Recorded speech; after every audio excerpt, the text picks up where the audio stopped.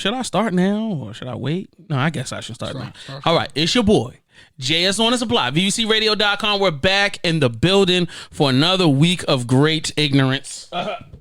Today, I was told that I had to grow up and we had to do real things. So today, I will try to curb the ignorant side of me so that we can have an educational yet entertaining conversation about, I don't even know what I call it, brain mechanics. Like, yo, this episode is all about fixing your brain and therapy and mental health. I feel like it is a very important part of I see what's our going life. on. I see what's going on. You know what I'm saying? We trying to grow up here. No.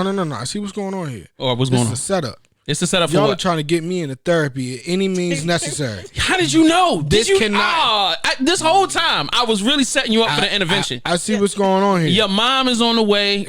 Yo, your pops and your cousins and all them is coming. I got a tranquilizer gun right here underneath of the couch because if you get crazy, I'm popping it in your neck and you gonna pass out. And we're going to put you on a straitjacket and send you to the old folks home. The old folks home? Well, we couldn't afford you know what I'm saying? The psychiatric hospital? So we just send you to an old folks home. But that's free. I'm going to move you in. Hospital? Nah, I got an aunt. She been by herself all this time. She said she been needing a man. So I was like, yo, I figured you could just, keep her company. Just talk to her? Well, I mean, if you got to put your hands on, you got to do what you got to do, man. Nah. That little love-making man. Nah. Shoot, doesn't matter how old they is, man. Black of the bird, sweeter than juice. What you talking about? I don't like this setup. Let's do this. I don't like this setup. Let's do that. We in the building today. I have a very special guest here. Once again, I don't know if I can say God sent this one to me, but I would definitely say God had something to do with it. I've always wanted a therapist. Not going to therapy. You can stay all right now. I'm trying to be good today. Yo, you know what I'm saying? I always said I wanted a therapist. You know what? I knew she was a therapist. I thought she was like a kid's therapist, but she deal with grown-ups. So I'm so excited to now have well, you're not really my therapist yet. And I don't know if that would work if you were my therapist. I don't know. It would just be weird. Conflict. A little conflict of interest. Yeah, It is what it is. What it is. You know what I mean? But I can refer you to another therapist. A clinician, or is a therapetician? A therapetist? No, another mental health therapist. Got you. Yes. That sounds lit. Yes. I got Miss Joy in the building. I did not know whether or not you wanted to utilize your last name or not, so I was just like, yeah, Joy. Oh, I mean, that's fine. Yeah, it's fine. How are you feeling today? I'm feeling pretty good. Good. It's been sunny outside. It wasn't cold. A beautiful day. So you can come out and plant flowers. No, this is not the time of year for planting flowers. Not yet. I don't know what you do on your own time. So I mean, like, only thing I hear are the kids.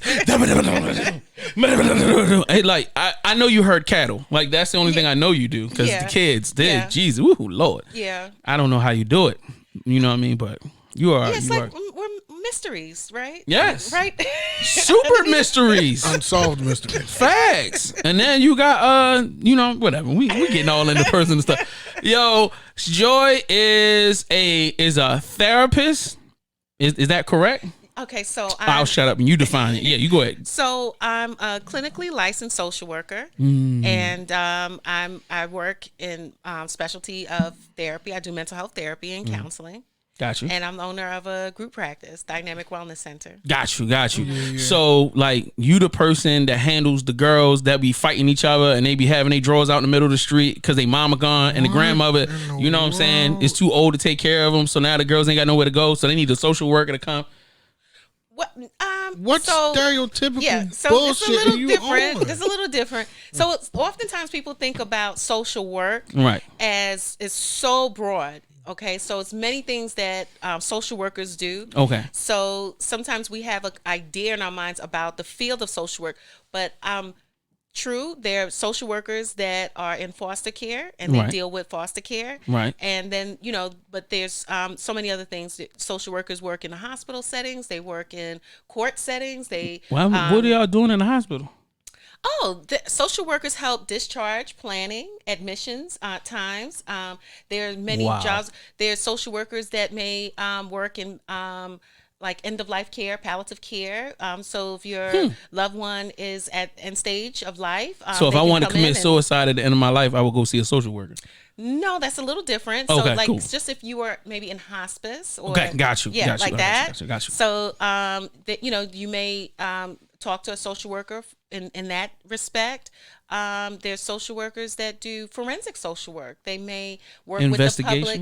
They may work with the public defender's office to say a homeless person may have committed a crime and may have had a psychiatric breakdown, and so the public defender may resort to a social work to do a profile of that individual to give some analysis of why, what were the undergirding circumstances that may have presented as for this person, so it's kind of like a forensic interview. And I'm not a forensic social worker, but just in general, there's many areas that the field of study, because you're talking about the understanding the individual. So you have the psychology, and also you're talking about sociology, understanding them within the community sense. Social workers, they go into community organizing, casework. We're like really the foundation of casework as it is in other professions as well. That's so deep. There's a lot of places that you may go and you may not know that social workers are y'all like a cult of like social help people because I didn't know none of this. I thought social work only dealt with like homeless kids or kids that ain't got no parent. That's all I was like, oh, social work. Yeah, so you helping the little crazy kids. Like, yeah, got you. Yeah, it's more than that. And not crazy. When you go, right, we don't use the word crazy. We don't use the word crazy. But no. yes, particularly as you go, you can have an advanced degree in social work. And so social work and law and policy go together. Yeah, I've come across a few colleagues that have dual degrees in law and social work. So you just plugged in all over the city. So like you really got the plug to everything and everybody. So people in law, people in the hospital, people in hospice with the old people. You like on the low, really kind of super connected for real. Like, well, I went into a specialized area in social work, because my reason for coming into the field was that I wanted to have my own center, and I wanted to really deal with the psychology and help people, and that's what got me into doing therapy. So that's a whole nother course of study, and then you work under another clinically licensed social worker. Got you. And then you sit for an exam after you get your master's degree, and then you have to get like your first license, which is your graduate license, and then you sit for an exam after 2 or 3 years or more, and then you get a second license, and then you are able to do therapy. And that's how you already paid for the school. Why we gotta get all these licenses? Yeah, I got my certificate, bro. Step to the side and let me go ahead and get into this. Yeah. That's a lot. That's a lot. And I know you gotta pay for it. I know they ain't gonna just give you the license. No, we're still paying for it. College. Jesus yeah, 30 years later. So do you have to like renew the license over a time? Oh yeah, no, you do renew. Oh Jesus, yeah. I hate America sometimes, bro. Yeah. Everything costs so much money. Yeah. Oh, God. Oh well, congratulations, because you did all of that.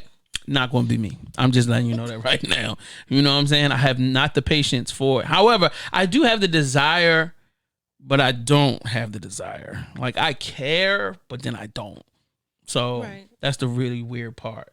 I don't know. Well, it's good that you're aware of that. Yeah. So you don't go out there doing things that you really don't care about doing. I just don't care. Yeah, you know what I'm saying? Care. Right. They come in there, Doc, I just think I want to kill myself. Well, then maybe that's what you should do. I mean, if that's how you feeling today, see, and that's the reason why I don't need to be involved, because that's just bad. But anyway, today we have we having you on. We got to talk about our normal stuff. You know what I'm saying? You got to have some fun with us before we get serious. Okay. So you got to just, I know you about to give us all of what's going on in the history of psychiatry, but it can't happen yet. Psychiatry. That's not what it is. Psychiatry. All right, excuse me. Psychiatry, the history of psychiatric. All right, whatever. Instability. So if you haven't done so, subscribe to our YouTube channel, VVC Life, right now. All you have to do, click the button on the top. Well, it's on there somewhere. So click the button, subscribe to the channel. Follow us on social media, on Facebook and on Instagram. We got Instagram, right? Yeah, we got Instagram. And Also, if you have not done so, purchase some merch. I'm wearing Nautica today. I'm not wearing my Aries Lounge shirt. However, you can go to arieslounge.shop or arieslounge.com and you can purchase merch right now. It's a great way to support our platform to help keep us rolling. And especially since y'all need black people know I ain't got no job right now. Y'all needs to be clicking on the regular. And I got the cups, which I don't have any drink today. I don't know why. But you can definitely Is that get the because cups. I was coming here today? I don't get any drinks or anything. You like can that. have whatever you want. Would you like some? I got some $12.99 tequila over there. You are more than welcome to guzzle as much as you want. Is it gluten free? Is it gluten free for $12.99? I don't think. I think it comes with all of the gluten, but I can pour you some tea or orange juice and tequila. That's a great combination. Probably one of the healthiest alcohols. I know you got some water in here. Of course, I got water. Okay. He just brought the whole case in there. Matter of fact, I'll grab you some. Okay. So, Pill. No, matter of fact, I'm gonna go grab you this, but I'm gonna introduce the topic and I'm gonna let you take it away so I can go and grab the water. Okay. So, that's it. Yeah, cups. Don't forget about the cups. Shout out to all of our sponsors like Brian Branco who made the sign for me. So shout out to him, and all this stuff gonna be at the bottom of the screen.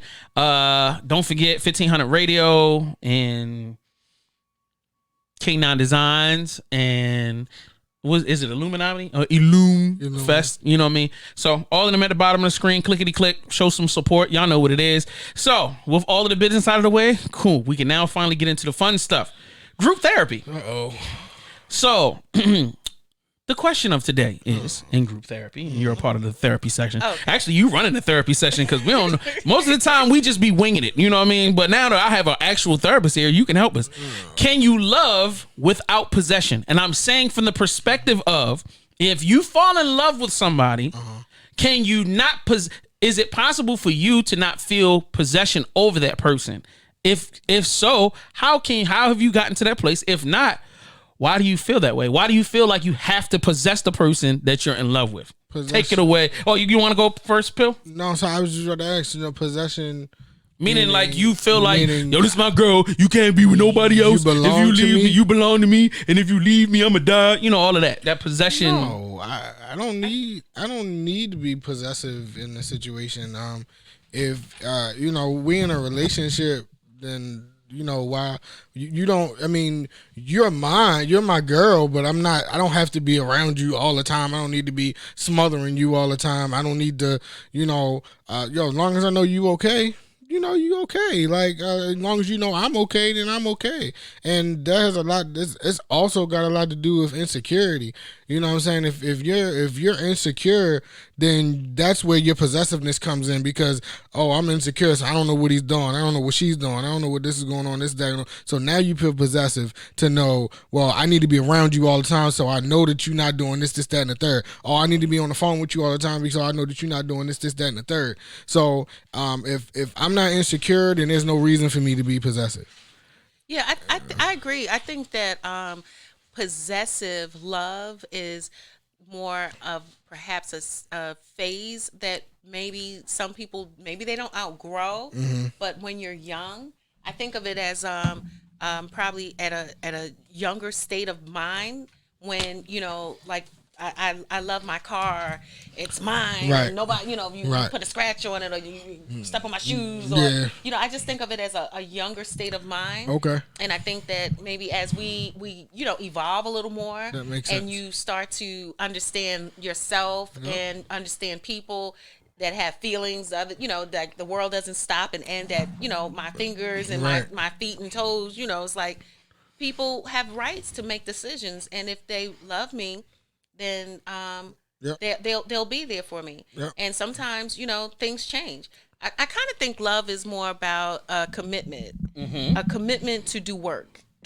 Having been married, a commitment to do work. That's exactly what it is. It's work. I'm gonna be offensive right now. It would be a woman to make that statement. I think it's a commitment to do work. Commitment to do work and because you're gonna, the warm fuzzy feelings that you get when you first are in love. Mm-hmm. We all love that space, but it doesn't necessarily stay that way. I just said that. Of the three of us, you were the only one married, so I have to defer to your expertise. But I said that last week. It doesn't stay that way. So, the reality is that, once you go through that phase, that honeymoon phase, so to speak, then there's that part where this person may get on my nerves, and it could be the little things, but you know that you even we get older, they don't look the same anymore.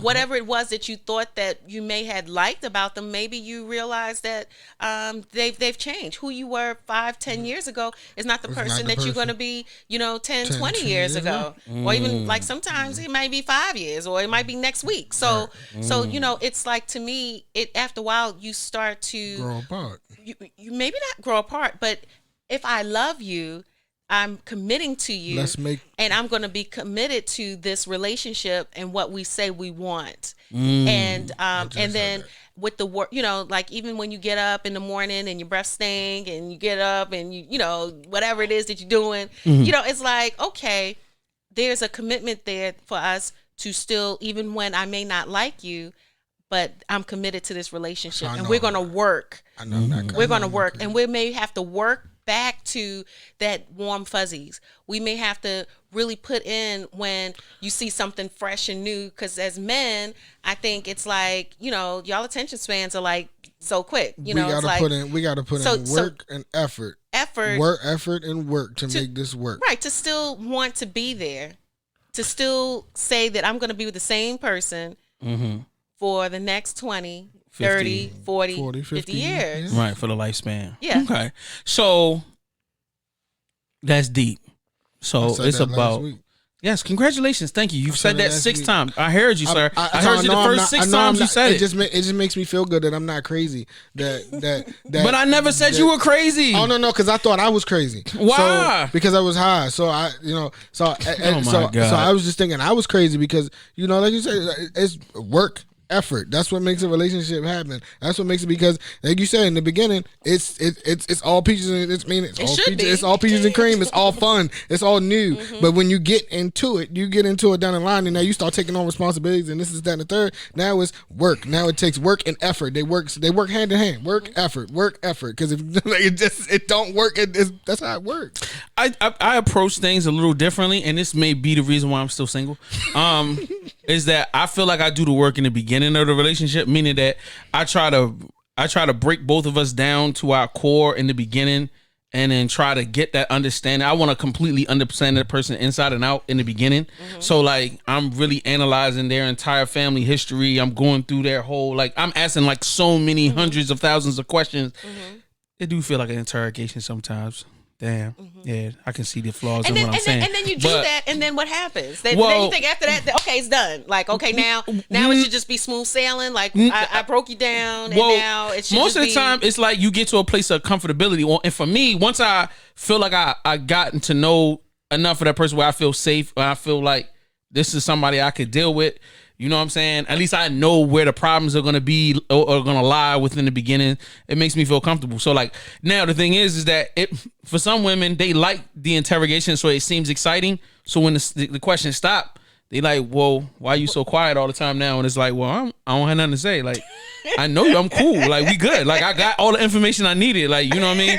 And when I feel like I got something to say, I'll say it. But then, like, that kind of deflates the energy because it doesn't seem as intense. Because now you're a different person. That is the whole thing of the beginning of the relationship. What? Like, you're not going to constantly be trying to get to know somebody for 10 years. Well, I mean, let me say it, because that's in a way that's not. You're not going to be researching each other and intentionally. You're going to be experiencing versus. Right, you are getting to, because people do change. But I guess again, it's like when you first meet a person, you may be on the phone with them for hours at a time. Right, exactly. It's like this. Woo, woo, woo, woo. You're trying to get to know, yeah. Investigate. And then everything is so new and it's fresh and it's all, great. But then after you've gotten past that point, do you forget about, still how do you recreate that? Now it's like the day-to-day. Or even, you don't have kids, but just think about it. Once you have children, some things change. A lot of things change. The time that you spend focused on each other now is given to another person. So maybe, where you was kind of getting it in like every day, every other day. Now you was lit. That thing you maybe was lit out in these streets because I ain't never had it that good. But go ahead. Yeah, Martin Luther King. I got a dream now. Like, but that was twice a week. Yeah. Now it might be. That's my life now. Twice, right? maybe once or twice a week. Now. Once a month, or bro. Come on, bro. Come on, bro. That's real. Come on, bro. We got to do something about this. That's why we introduced the third person into the relationship. If that works for your relationship, if that's gonna work for me, I'm telling you, it's gonna work for me. I'm sorry. Go ahead. So maybe. So that's the other thing too. So you talk about possessiveness. So what about in polyamorous relationships? That's really what I want. I'm working on that now. Okay, that's definitely the scene. So that's where that's where I'm going. That's off to the on to that mountain if I can make it up high. So however, I don't have the emotional. I don't feel like I have enough emotional in me for two people. I don't feel like I have enough for one person. For real. It's not really about emotion. It's about trust and making sure your insecurities is out the way. Because if you don't have trust, or having them at bay, I think. Yeah, having them at bay. Right. I mean, as long as they cool with my man titties, man, and you know what I'm saying. No. Cool. It's not insecurities in yourself. It's insecurities within the other person. What's wrong with the other person? You don't know where they are. What do you mean? I don't know what they doing? So are you talking Why do I care where they are? So are you talking about polyamorous or polygamy, polygamous, or like let's define some things here. Well, essentially, I'm really referring to a throuple, which is a guy and two girls in a committed relationship, a closed. One guy and two girls in a closed relationship. A closed. Yes, meaning that they don't have sex outside of the three, and we don't. Nobody has sex outside of the three. It's just a triad. Yeah, right. So honestly, because there's so many new things going on now. I know it's weird, and I'm actually being educated sometimes by my own clients telling me about this stuff. So they didn't send you a handbook. They didn't send you a handbook for the. So I don't know. So is that a real term? Like, is that a throuple? Or is yes, that just a throuple is a real term. Yes. Okay, and that's what's going on now. Yes, and when you're saying, and then when the follow up question is normally, is it open or closed? Open meaning that one or two they can have sex with another individual outside. Closed means there's only sex happening within the three. That's what I was thinking about is polyamorous when the others, which would have been the open throuple. That's the polyamorous.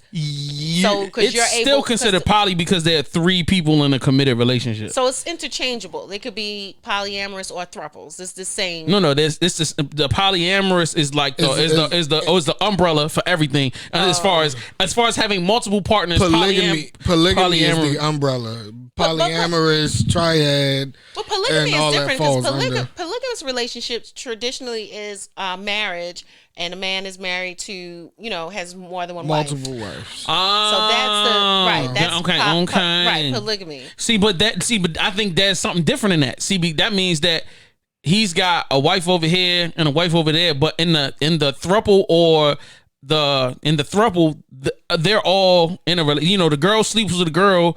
The guys sleep with both the girls. You know what I'm saying? It's a closed scenario. She may not want to shag. I might be like, man, I ain't got the energy tonight, and they'll go and do their thing, or you know what I mean. But we live together under one roof. But is it only about the sex, or no? Is there it has nothing to do with the sex. It has everything to do with number one, being able to make sure that everybody is taken emotionally, mentally, and physically taken care of. Number two, to fill in. I feel like having three people just makes it easier to fill in the gaps if stuff happens. Like if cleaning needs to happen, 2 extra pans, is always great. You know what I mean? Dealing with family issues or different stuff like that. You know what I mean? I just feel like it's work. You know what I mean? And it's just that. So do you think that as a man, you would be comfortable and not feel insecure? Because that's the thing that I think comes up a lot in these types of relationships. And I actually was doing some reading about this also, that people who are in those kind of relationships, misnomer or misunderstanding about it is that people aren't jealous. That because they're involved in these relationships, but people that are involved in these relationships do experience jealousy. And so my question to you would be: do you think that you may feel left out, or would that be an issue for you? Do you think you'll be able to handle? I'm mature enough. Women, the way they get together is a little different. It's different, right. And that's the whole point. if they can get together, I can watch my TV shows in peace. Like, y'all can go do you. I want that. That's exactly what I want. Please, y'all go and do all of y'all stuff and leave me alone. Like, I want to watch Enterprise. Y'all go do whatever y'all gonna do. Like, you know what I mean? I feel like that makes me excited. Like, I love that. Like, yes, love her more than you love me, please. Like, I don't. That's the goal. Love me less. Really? Just less love. I just, you know what I mean? Because like, I have serious. What are some of your concerns about relationships, Jamal? When you say love me less? Yo, there's the all day, every day. Yo, phone call 15 times a day. The 30,000 text messages. Yo, I'm doing construction, bro. I'm physically working, or I'm at the.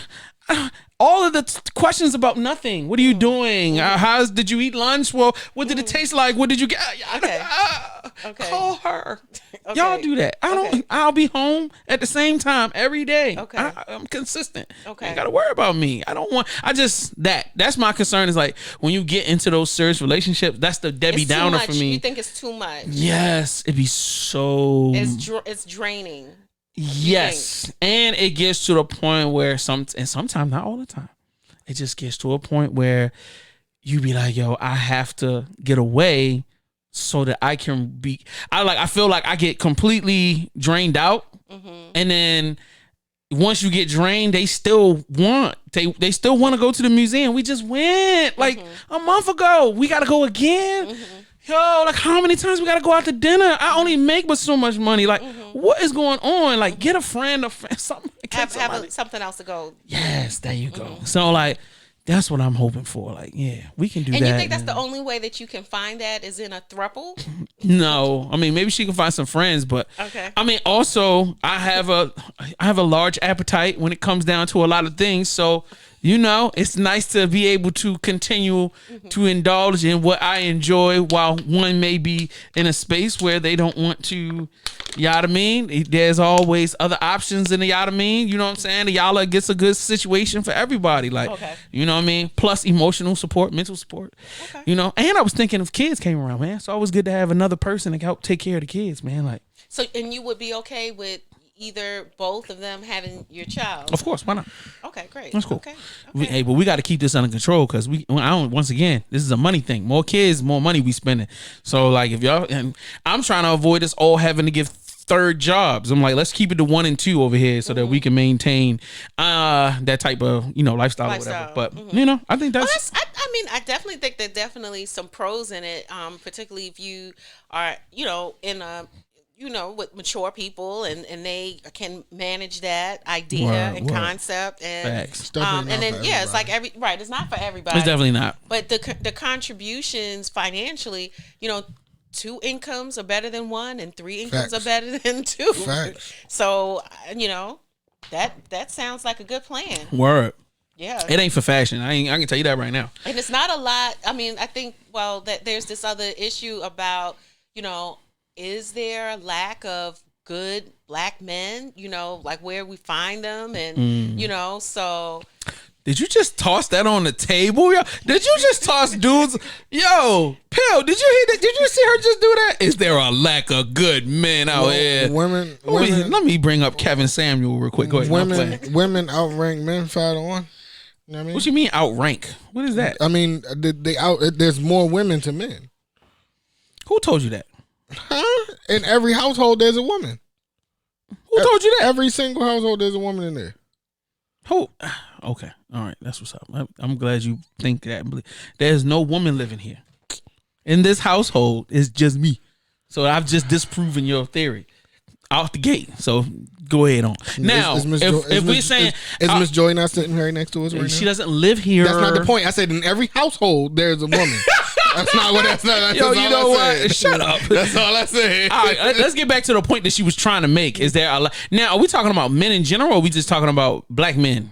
Well, I was thinking about black men because you're black. Okay. Yes, I am. And you know, I'm talking about the black, you know, love thing going on, and and it has been said. Now I'm you know, although I do therapy, I'm not you know, some expert on how many black men are available in the community, but you know, is there that's one of the things that's been said, that it's hard to find, you know, good quality, men, black men. So, there's a gentleman that's on social media right now. He's built a whole huge platform off of pushing back on that narrative.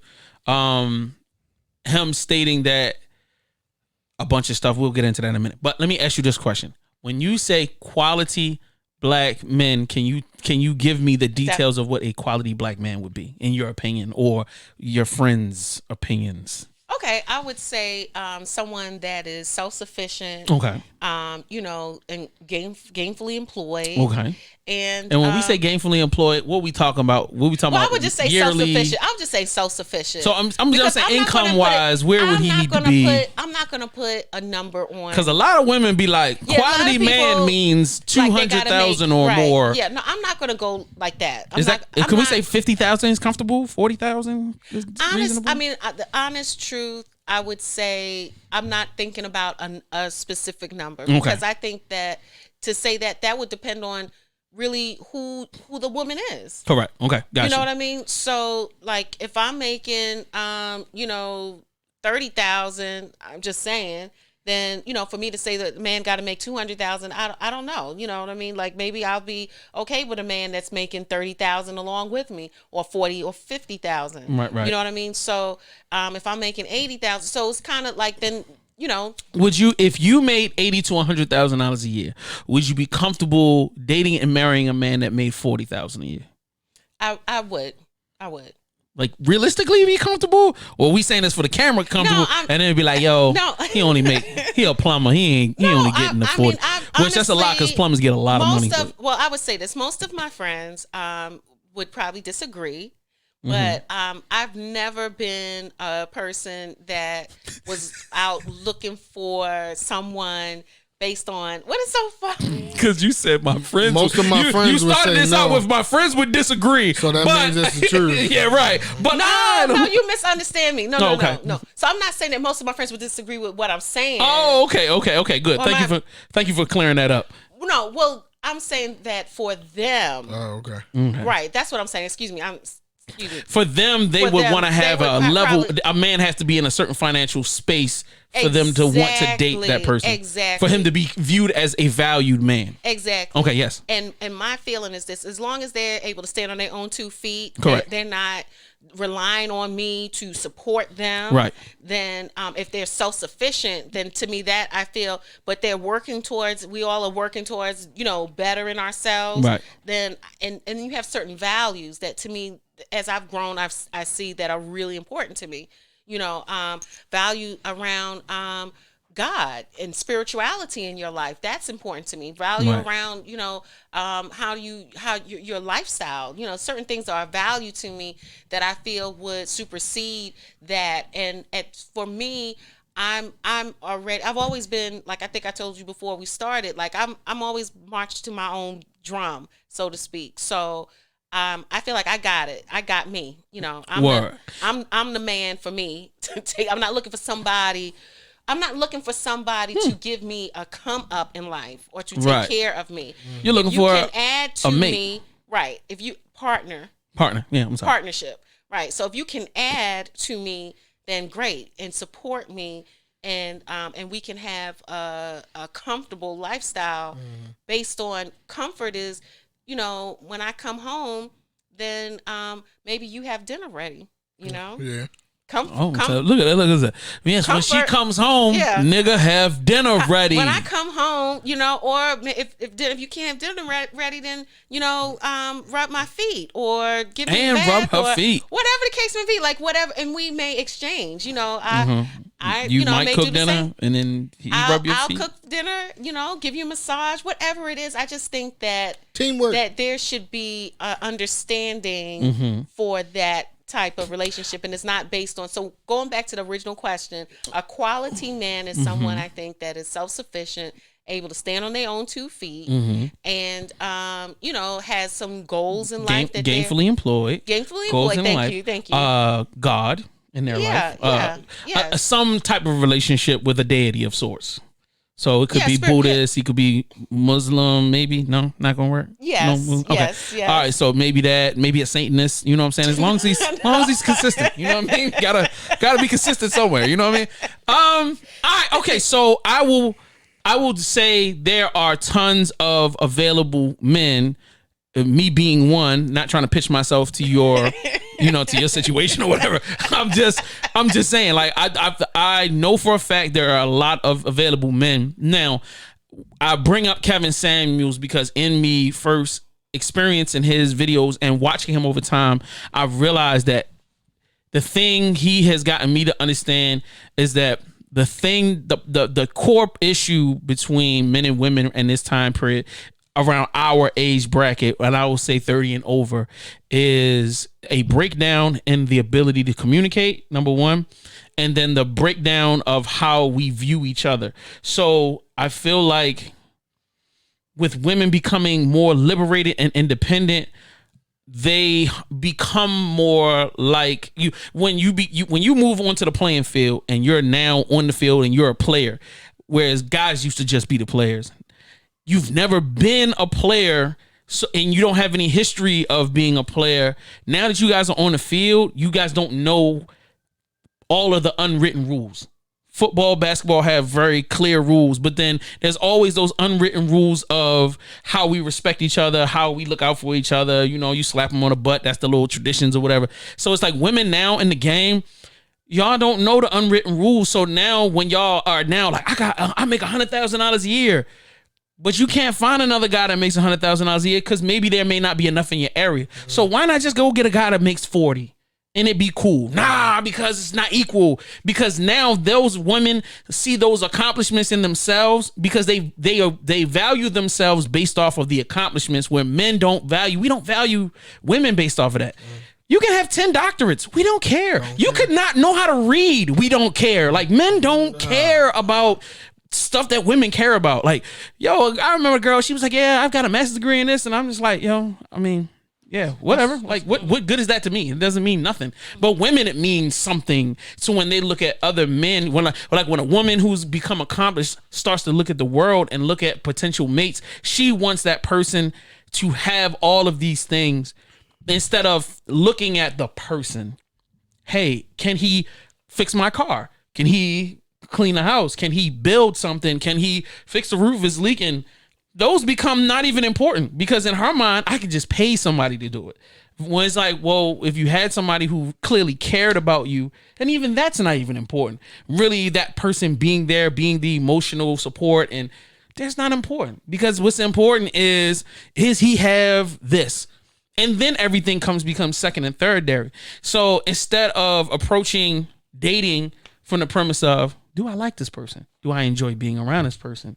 Does this person, like you said, does this person add to my life in a healthy, positive way? And also, while I'm in a dating process, am I opening myself and allowing this person to see who I really am? Because a lot of times I've dated a lot over the last few years. Women are so walled up. Phone call one, date one. And they'll be like, well, why can't I find nobody? And it's like, you won't let a guy in. Like, you won't, because of the pain or the hurt. And it's just like, you might need to seek therapy or you might need to whatever. But I feel like there are a lot of guys out here. A lot of them are scared to engage, or they can't engage because they're not allowed to get past the wall. I think you're right. I mean, honestly, I think there's a lot of, one goes back to, I think, not really having maybe some experiences in relationships. Yep. And so people have misunderstanding or this romanticized again ideal of what is going to make me happy. And I think maybe at certain points of maturity, then you start to realize, you can have those things and it may not necessarily make you happy. Like, this brother may have all of this money and he may have this status or clout or what have you, but he doesn't have any time for you. Most of the time you may not have the time. This brother is doing his own thing. Correct. And you need to figure out how to make yourself happy and do your thing. Or even the unfortunate component is, if he makes all of that money, becomes into the top 7% of men on the planet. So his choices become more premium. So like true. I can get a girl with no kids, no waist. She's a hot 25, 26 because I can whisk her away, put her in Gucci, and she's going to be submissive to me. And she's going to live the life the way I want her to live. I can mold her at a younger age. And why wouldn't a guy in the top 7% of the world do that for himself? Because dating someone younger is a gift and a curse. Yes, very true, but it's worth it because the things that you and I would have to deal with, he don't have to deal with. Because once I get annoyed at you, I'm just gonna send you to another part of the house, or I'll give you some money and tell you to go shopping, or whatever. You know what I'm saying? Or I just leave her alone and find somebody else, right. Hot, and you keep it moving. And like that's where the problem comes in. And I feel like the frustration, and I respect that. Like women will be like, man, I ignored men for this whole first part of my life. I went to school, I focused, I got my degrees, I got my money up, I'm finally lit, and now I want to turn around and get married. And every dude that's in my bracket is looking at the chicks that is freshman year in college. And it's like, I understand their frustration. But at the same time, you have to, and it's, nobody told women about the change in the game. Like once y'all got on the field, like y'all understand, like it's different. You know what I mean? It's, you guys went out, your generation, y'all came out of the box, got educated, got lit in the streets. Most black dudes got beat the hell up in the streets. You know what I'm saying? Not saying that y'all didn't have to go through the same troubles, but there was a lot more working against us. So you have a lot of men that still are making good money, but they're not making that. You know what I mean? And they single, and it's frustrating for them because imagine how much disrespect we receive. I've been out on so many dates where the woman will be like, yeah, how much you make and what's your plans and and they'll be like, you don't make enough. Like you got to get it. And they'll be like, well, when you going to get it together? Like, what do you mean? Like, what are you talking about? I already got my own place. I got this, I got that. Shoot, I'm paying for dinner, nigga. Like you make 3 times the amount of money. Shouldn't you be paying for dinner? And like the day ends and you never hear from that person again. And it's not because you're not a good person or you didn't have a good time. Y'all didn't laugh and joke. But it's because you don't fit within this. But then that'll still be the same single one because you'll be on the same dating app and you'll see him 6 months later. He's still on the app. So you don't fit in their expectations. You don't, right. And the thing is that they have to adjust.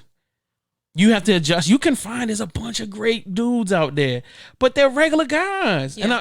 And no, they don't have Gucci everything on, and they may not be the most fashionable guy. Like, but you can't. I don't understand why women have lost the art. I will tell you this on a personal level. I feel like women have lost the art of being alluring and allowing people, because women at the time back when I was real young, all of the films, even my family members, even I saw how when I was a kid, how older women operated. They were subtly flirtatious. Always. It was always an alluring kind of appeasing when guys come around. It's a vibe. Even my older aunts at 70, 80, she talk a certain way when it's my mom and them around. But as soon as men walk in the room, she got a whole style about her. You know what I'm saying? Like the way she sit and she gonna sip some wine and the jokes, the little suggestive little, even though she's not married and has no intentions on messing with nobody, that's just her vibe. Right. You know what I mean? I knew a lot of women that I grew up around that had that, but the women I see nowadays are so dudeish. When they get out into the world, there's no, even if they're not interested and we just having conversation, there still should be a certain level of womanly kind of like, yo, we just here vibing, what's up? Women are just so like, what you want? You single? You not? What you going? All right. Okay. Even like if you're in a strip club. Back in the day, the strip club, I tell the story all the time. When I used to go to the strip club in the 90s, it used to be sexy music, not boom, boom, boom, boom, and shaking, slam your butt on the ground. It was sexy music. It was sensual dancing. It was, they walked up to every man with, hey, baby, how you doing? How you feeling tonight? You looking good. You could be busted. She gonna be like, hey, how you doing? Let me sit down with you for a second. And what's your name? Man, you look like you might have had a rough day. You need a drink or something? It'd be conversation. Now it's literally, you tipping? Is you tipping? You not tipping? Fucking niggas. Is you tipping? Or they just walk up to you and just start They just slam their butt on you. Is you tipping? You not tipping? Get out of here. You know what I mean? It's like, it's so different now. Like, I had that happen. how would anybody ever fall in love with you or want to, like, I'm never going to You're not trying to fall in love with the woman that's I'm trying to fall in love with any woman that'll fall in love with me. Okay. I'm just playing. Just as a joke. But I'm talking about just the mental approach. You're trying to get money from a guy. I got it. What you're saying. So just overall, that's just the approach. Yeah, it's just an approach. Yeah, and I feel, and let's talk about the other side of it. Most of these guys didn't have fathers, male influences. Somebody, and if they did, a lot of them wasn't teaching because that just wasn't the way. You know, it wasn't like, or they wasn't listening. Oh, they wasn't listening. But no, you would have listened, because if you, by the time you hit puberty and you interested in girls, if your father was giving you advice on how to talk to women or cultivate relationships, because you trying to get laid, you gonna pay attention. You know what I'm saying? But if there's nobody there to do that for you, and all you have is a woman's perspective, and guess what the woman's perspective was coming from the 80s and 90s when I was a kid? Be sensitive. Yeah. Be open. Let her see your emotions. Really? And guess what the problem is now? These niggas is way too emotional. Like, way too emotional. Like, I had to learn in my 30s to turn it way down when you, whereas I was in my 20s, it was out of control. Like, it was turned all the way up. Like, really? And I'm on the phone talking about my feelings, and I'm like, you can't do that, my nigga. You can't. Like, I had to learn that the hard way. But I think now it probably would make sense, because I think that I know I was talking to one of my friends. Well, I won't say her name, but you know her. You know, she was just saying that one of the things that she was looking for was a man to be available emotionally.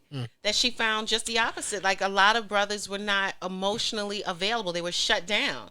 And when you're trying to get to know someone, you want to be able to go there, especially when you're in your 40s. You know, it's like, what's up with you? We adults. You know, I would push back only in the way of saying, you have to understand, when somebody's emotionally available, that means everything. They sometimes, well, I feel like unless you are actively in therapy or something like that, a lot of times if somebody's open, they are all the way open, meaning that they have a tendency to have anger issues. So, you know what I mean? I mean, being open, like I said, unless you come from a certain household that teaches you balance, a lot of times people are unbalanced. And you have to remember, we're talking about the generation of unbalanced people, because there's the absence of one or the other. So either you were raised by your dad and you are completely shut down and you weren't really nurtured or something like that. And I'm talking about in generalization. Obviously, there are going to be aliens out of each group, exceptions to the rules. Right. But you know what I mean? It's either going to be that, or you were raised by a mother and you were uberly, emotional, you know what I mean? Or whatever. So like what I see a lot of times, and we also talking about two different age brackets, because you're talking about 40s and I'm really kind of in the 30s and like 20s or whatever. And there's a huge difference in how men operate that are in the 40s. Like, so when we talk about my older brothers, like they are, boy, you know what I'm saying? Yeah. It's just different. You know what I mean? They just weren't raised to be emotional at all. No, I don't think so. And that's the problem. When you started off, when you talked about women that are dealing with walls or shut down, like it goes both ways. How can you have intimacy, real intimacy in a relationship, in a long-standing relationship that's beyond just, sex and quit it or whatever the case may be? Facts. If you are emotionally shut down, even as a man, and if you're talking about a mature relationship, when I think about a mature relationship, I think about both parties being open to expressing themselves. You have to, where are you going? If you're not. I feel you on that. Now, this is where I will throw this little grenade into your theory, is that men are around for things that they want. So like if it's something I want, or if it's something that is worthwhile for me, I will stay, I will be there. What I find out from interacting and dating, as much as I've been dating, I'm speaking personally because this is the best way for me to talk, is that a lot of women don't have a lot of tools in their bag. And we're not talking, if we can leave sex completely off the table, they're like me. They don't have any interest in anything that's common. If you want the guy to be there and be a part of your life, like there has to be commonalities, and it's not do what I want to do and forget what you want to do. And a lot of times when you enter into relationships with women, and I will say I've dated a couple of cultures, but prominently black women, And black women want things to be their way, how they want it. And if it's not that way, it's a problem. You know what I mean? And it's you messed up and you need to figure it out. Or if not, then you need to get away from me because you don't understand. I'm a queen and you got to do all it. And this is like, all right, cool. But why would I want to stay for that? What's the purpose? Like, there's nothing for me here except for sex. You want me to be more than sex with you, but I'm not in it. There's nothing. Why am I talking to you? Because every time we talk, you want to talk about your feelings. Maybe I don't want to talk about that. Maybe I want to talk about cars, or maybe I want to maybe I've been gone through it emotionally all day, and you're asking me to talk about it. It brings back the emotions again. Maybe I want to get past that. That's the reason why I'm drinking a beer and watching the TV, because I'm just trying to get past it and move on. But a lot of times, and the necessity for trying to build the bond and maintain the bond, I feel like once again, it stopped being about us and keeps being about what is to make her happy, and less about like what it is, where is our connection lie? Like, where is the common ground? Where is something that we're both into? And if you notice, the most successful marriages, with the exception of my parents, there is a common bond. Like, they both love football, or they both love to shoot people and do mass murders, or you know what I mean? That's normally like you know what I'm saying? The Joker and Harley Quinn is there's a bond there because of similarities and things that they're similar interests. Like, there has to be something there. So for the guy to go, man, I just can't stop being around you. I love being around you. More than just you're emotionally there for me on this sex is great. I feel like the relationship can grow off of that. And it does. And I'm not saying doing it from a non-genuine place, meaning that a woman should fake into enjoying something just so she can keep a relationship with her man. No, find something, like make it a part of, and this is what I do. When I meet somebody, I try to find commonality, something that, do you like funny movies? Or I like funny movies. Cool. And then we can build off of that. And there's always something we can fall back into. So if the argument happened, cool, I throw the funny movie on, we can at least kind of laugh, and it helps smooth a moment over. Like, there's a commonality. But a lot of times in dating, I have personally experienced a majority of the time dating, when especially the person that lasts long, is it's all about them. I have been on dates where the whole 2 hours of the date was her talking about her. And then every time I say something, it's relating it to her life, or whether it works for her or doesn't work for her. And I'm in my mind like, why? How would this relationship work? Because I'm not even being considered as a part. So am I supposed to think that eventually you'll think about me? Like, I'm supposed to go based off the narrative that one day I'm supposed to be submissive to you, but you don't want to be giving me the same respect. Well, I sometimes I think we're so, we live in a culture where everything is fast, and we want it now. And I think that sometimes we need to give ourselves a chance, give people a chance, and let process go. I was told by, my partner that I'm with now, that hey, hold on, get you. Hey, partner. Hey, partner. My guy. All right, I'm sorry. That was lit. That was a lit moment. That when we first met, that he was like, Dag, I thought something was wrong with you. You used to talk too much. And I was like, really? I didn't know that I was talking too much. That I thought we were both enjoying each other's conversation. I think that sometimes how you come off when you in the beginning stages of a relationship, like I've heard it said that it's kind of like you're meeting that person's that they're representative. Yeah, representatives. Yeah, exactly. And you're bringing your representative, and I'm bringing my representative. And some of it may not even be conscious. Some of it may be subconscious.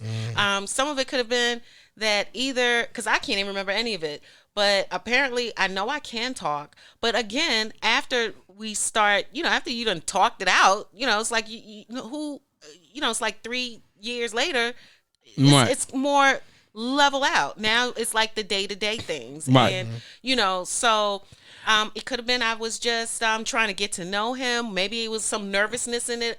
I don't remember any of it, but I'm just thinking that there was something enough there for us to continue to enjoy each other's company. Right. And then he got past, he wasn't like, let me run the hell away because she's talking my head off. Right. But he got to know me more because in the beginning, being talkative is not a bad. That's not something I would boot somebody out of the dinner for. But everybody's different, That's true. But I was also taught by my parents my father, I'll be more specific, is that his terminology is if you marry a damsel in distress, you'll always have a distressed damsel. Meaning that whatever that person is and how they are when you first, get in a relationship, that's how they'll always be.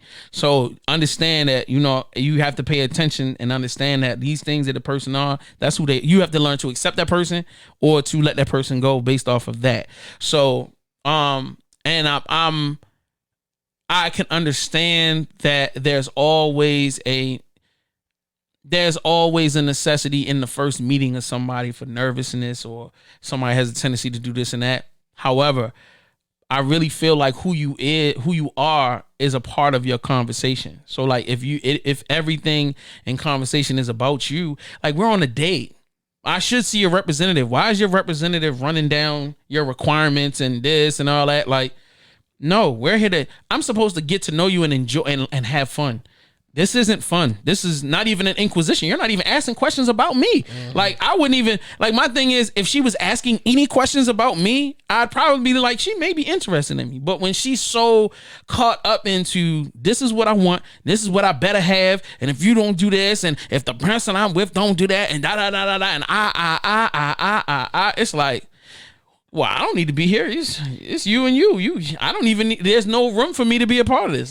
So I guess it's right. I mean, I guess you discern that this, because individual, right? It's plural. Different, right? It's different.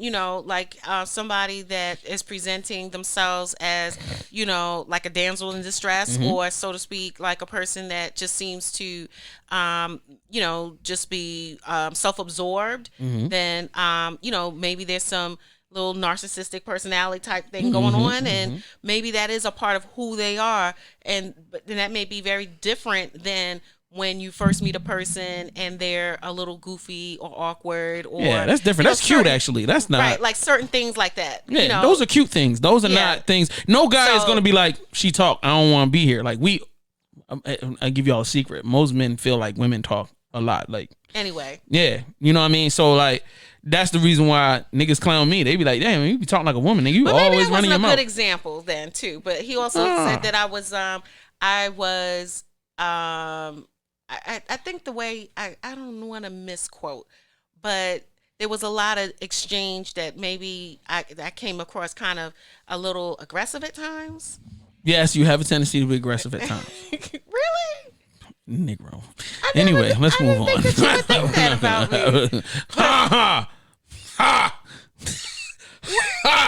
There was many a conversation that had been taking place in this room about your aggressiveness. But go ahead. It's all good. It's all good. So, not bad. Yeah. It's all good. Okay. So, so I guess that was it too. So, but hey, I think that I think he comes from a different culture too. Yes. And that's a huge difference. You know what I'm saying? So yes, exactly. Yeah. So, and that was something else too. Yeah. Being able to kind of get through the differences in cultures. Mm-hmm. And, because I was like, listen, I'm tired of hearing, English isn't your first language. Like, please come up with another line.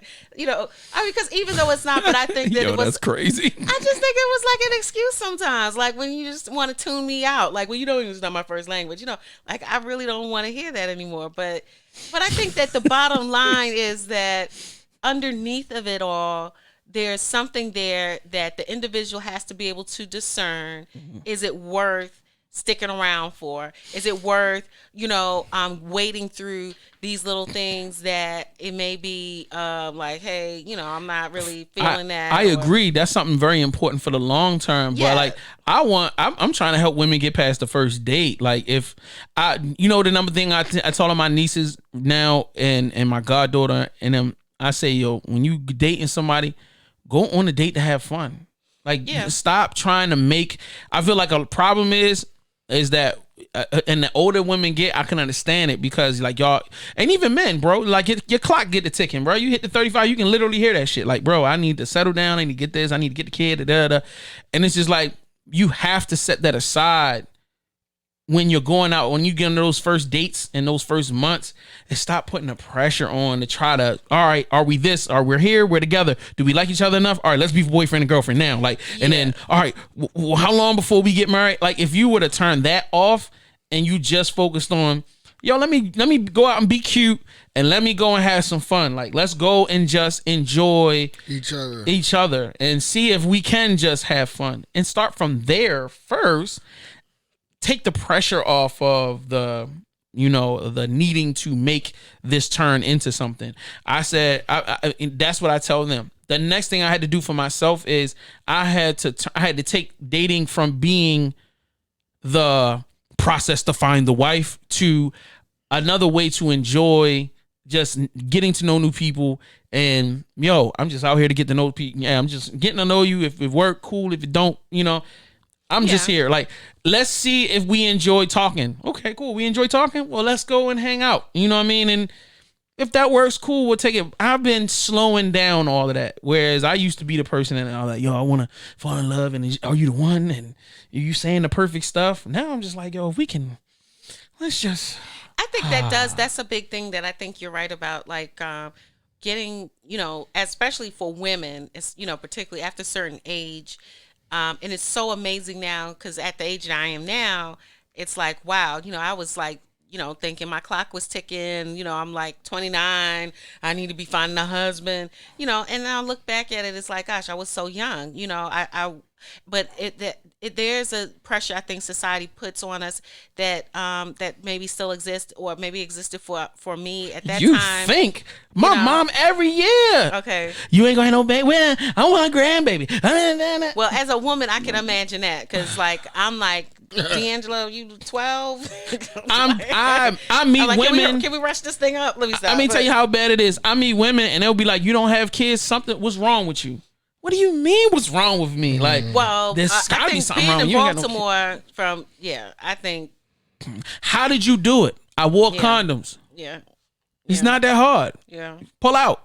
Yeah. I mean, but mostly wear condoms. Yeah. You know what I mean? I don't understand. Like, I truly don't understand. But there is a serious, like, I almost got into not a fist fight, but I almost got into a huge argument with a woman because she was serious about that. Like, yo, what is wrong with you? Like, and like with the whole drawn back and like, yo, is you gay or something? You want to download something? like, no, nigga. Like, I just ain't. I'm just not nutting everything, man. Like, calm down. Yeah, I don't like, think that's like that.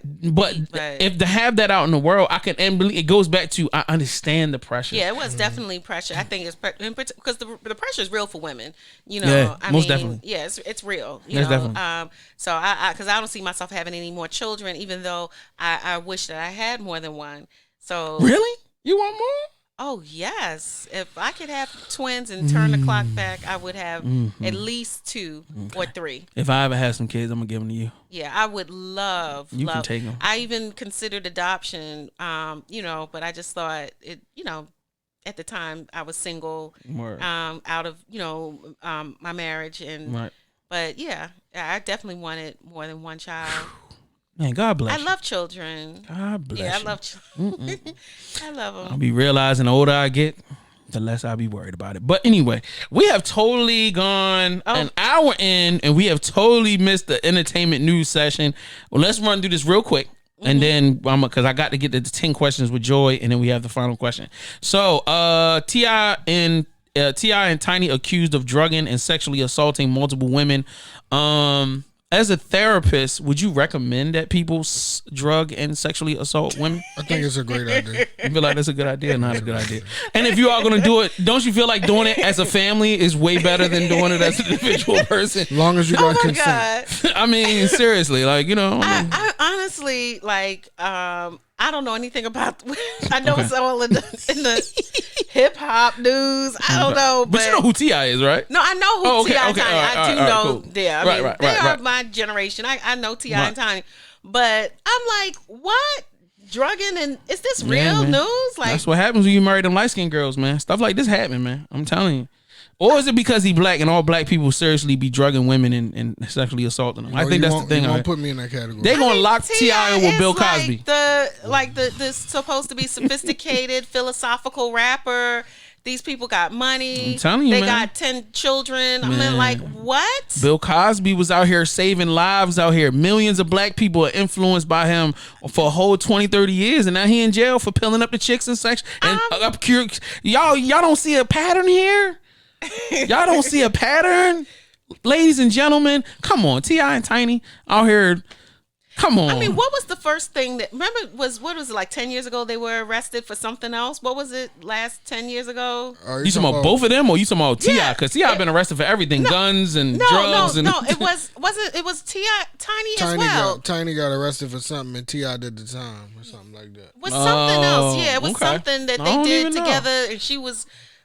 For somebody that don't know, you sure enough know a lot, because I ain't even think about that until you just said something. So you got it. All right. We're gonna move off of that. I ain't gonna put you on high speed on that. Coming to America 2 is coming out Friday on Amazon Prime. Are you guys ready? I'm ready. Yes. I just hope that the hype hasn't been so hyped. See, what you got to do is that when you see it and you'll be like, don't really, be I waited 30 years for this? What you do is you don't do that. Don't come on, fam. Don't do that. Just turn it on. And enjoy. That's what I want to do. Roll you up, you know what I mean? You know what I mean? If you do that, roll up a doobie. You know what I mean? Get you a couple of drinks and just enjoy it. Come on, don't put the expectations. Yeah, I'm just saying, because it's been so hyped up for so long. That's a fact. That's a fact. And now it's coming, and it's like, what, out of, gosh, this was like in the 80s? Yes. America? Yes. Right? It was in the 80s? Yes. Was it 90s, 80s? No, 80s. You sure? I was just watching it last night. It's definitely an 80s film. It's been so many years, and it's like, yes, if out of any, like, I was just watching, again, we talk about YouTube, this married couple, they had a Coming to America themed wedding Let's thing. do it. Did you see it? I'm gonna get married just so I can do that. OMG, I mean, it was ridiculous. Did they have we got to put the link on this right here. Yeah, you send it to me, and I'm oh my God, I want to see that. It was so ridiculous. Okay. Did they have the dude singing in the video too? They just she's your queen to be. Okay, I got you. So I am looking forward to that. I am. Yeah. All right. I'm happy too. I'm glad. Pill, are you looking forward to this? No, are you coming over to watch it? I'm actually scared shitless about it. Yo, get over yourself. I don't know how to feel, yo. That's good. You should never know how to feel. It's over 30. Yeah. Mm-hmm. Yeah, I'm gonna watch it. Get therapy, bro. That's all I'm saying. I don't need it. I'm not going to therapy. All right, bro. All right. Houston is completely open. The Republicans they run Houston. I mean, not Houston. Texas is completely open. They're retarded. Ever saw Walking Dead? This is where it starts. This is the end of humanity as we know it. Every other country in the world and continent is looking at us like a bunch of retards. Dumbass. Texas, come on, Texas. Y'all got all of my favorite rappers down there, and y'all just what is going on, bro? I mean, hot Latina women. Y'all about to kill off at least 500,000 hot Latino chicks that are just built in the best ways possible. All of those beautiful women in Houston with all of those great accents. Y'all about to kill all of these people off? With the numbers going back down, then you do that. It's like, it's crazy, bro. Come on now, the numbers getting ready to go skyrocket right back up because now, especially in my industry, people are going to Texas is open. Everybody's flooding down to Texas. Yeah, as my therapist, is it okay for me to go to Texas now, or should I stay the hell away from that? I don't know. Wasn't they just dealing with snow water? And it snowed and it got too cold and people's pipes was bursting. Pipes are broken. They still don't have they water was like, there. we need to open this up so we can get it right. I'm thinking, we need to kind of let's pray for Texas. Let's super pray for that. That is the positive way to go about it, because I was about to just throw them away. Like, come on, I'm about to can we cut them out of the union and let them put them on an island, let them float out into Mexico? You know what I mean? Homie did go take a vacation in Cancun while all that BS. Tulum player. He was down Tulum. Mm-hmm. He was down there with all the hot girls, man. Mm-hmm. All of the chicks that I know that sleep with the basketball players in football, they all in Tulum. That's where they go. You know what I'm saying? Must be nice. Hey, shout out to them. I mean, you know, if I was a little bit taller, I could date NBA chicks, the WNBA chicks, but I'm not tall enough. So it's okay. You also they don't mind. I want her to fly me out for real. If you got the hookup, lace me up. Yeah, Tell her I will climb her. I will climb the mountain, Yeah. especially if she gonna put me up in Tulum. That's what's up. Let's do this. Steve Harvey approves of Michael B. Jordan dating his daughter. He made a whole statement that I don't know how it went from, and this is let me tell you the psyche of men. Yo, how do you feel about, you know, this guy dating your daughter? He like, yo, this is cool, you know what I'm saying? But he need to be making sure that, you know, he understand that he coming into a situation where this, that, and the third, he's just talking trash. And he said he did a whole lot for her for Valentine's Day, and his whole thing was, bro, if you set the bar that high on the first Valentine's Day, you're gonna have to maintain that bar for the rest of your life. That was the nice thing Steve Harvey said. Then he was like, yeah, but you gotta understand, if you come part of this family, let me tell you what I did for my wife. And he described this whole lavish thing that he did for his wife, and he was like, yeah, just know what you're getting into. And I'm like, why did you just make this whole thing a competition? It's a competition. What are you doing, Steve? Come on, Steve. You can't help it, bro. Jesus Christ, a Latter-day Saints. Boy, y'all don't know how to make nothing easy for a young black man. Dang, Michael B. Jordan went through all of that being a bad actor to make it all this. He crawled his way to the position that he's in and can't act for crap. And you just about to knock his whole life down because he get a fine chick. But anyway, that's the position that Steve Harvey has always been in, Joe. Yeah, his industry is competition. I wouldn't want him to be my father-in-law. I think that'd be a lit situation. No, I don't think so. He would not like me, bro. I'm telling you, he's not gonna like me. So would you rather Dave Chappelle as your father-in-law? I would love Dave Chappelle. That would be no. I would love. No. I would love that. It actually might not be a bad idea. I'm trying. Yeah. D'Angelo's verses. Okay, so let me tell you guys, D'Angelo's verses. It was supposed to be D'Angelo versus his friends. Pill, you want to know who his friends are? Oh shit! Yeah, please. Us. So let's move on. And I'm dead serious. We were the verses. He just performed by himself. It was a D'Angelo set by himself. Oh wow! No, him and DJ Scratch. Wow. Okay. So how did they do that? Like they rented out the Apollo Theater. They made the Apollo Theater. I swear on everything. They made the Apollo Theater stage look like his living room. Really? So you don't even know that he's in a theater. It just looked like a set. Wow. Like, why did we do that? Like, you know what I'm saying? And it's a tight shot. So it's not like you get to see seats and staging or anything. Wow.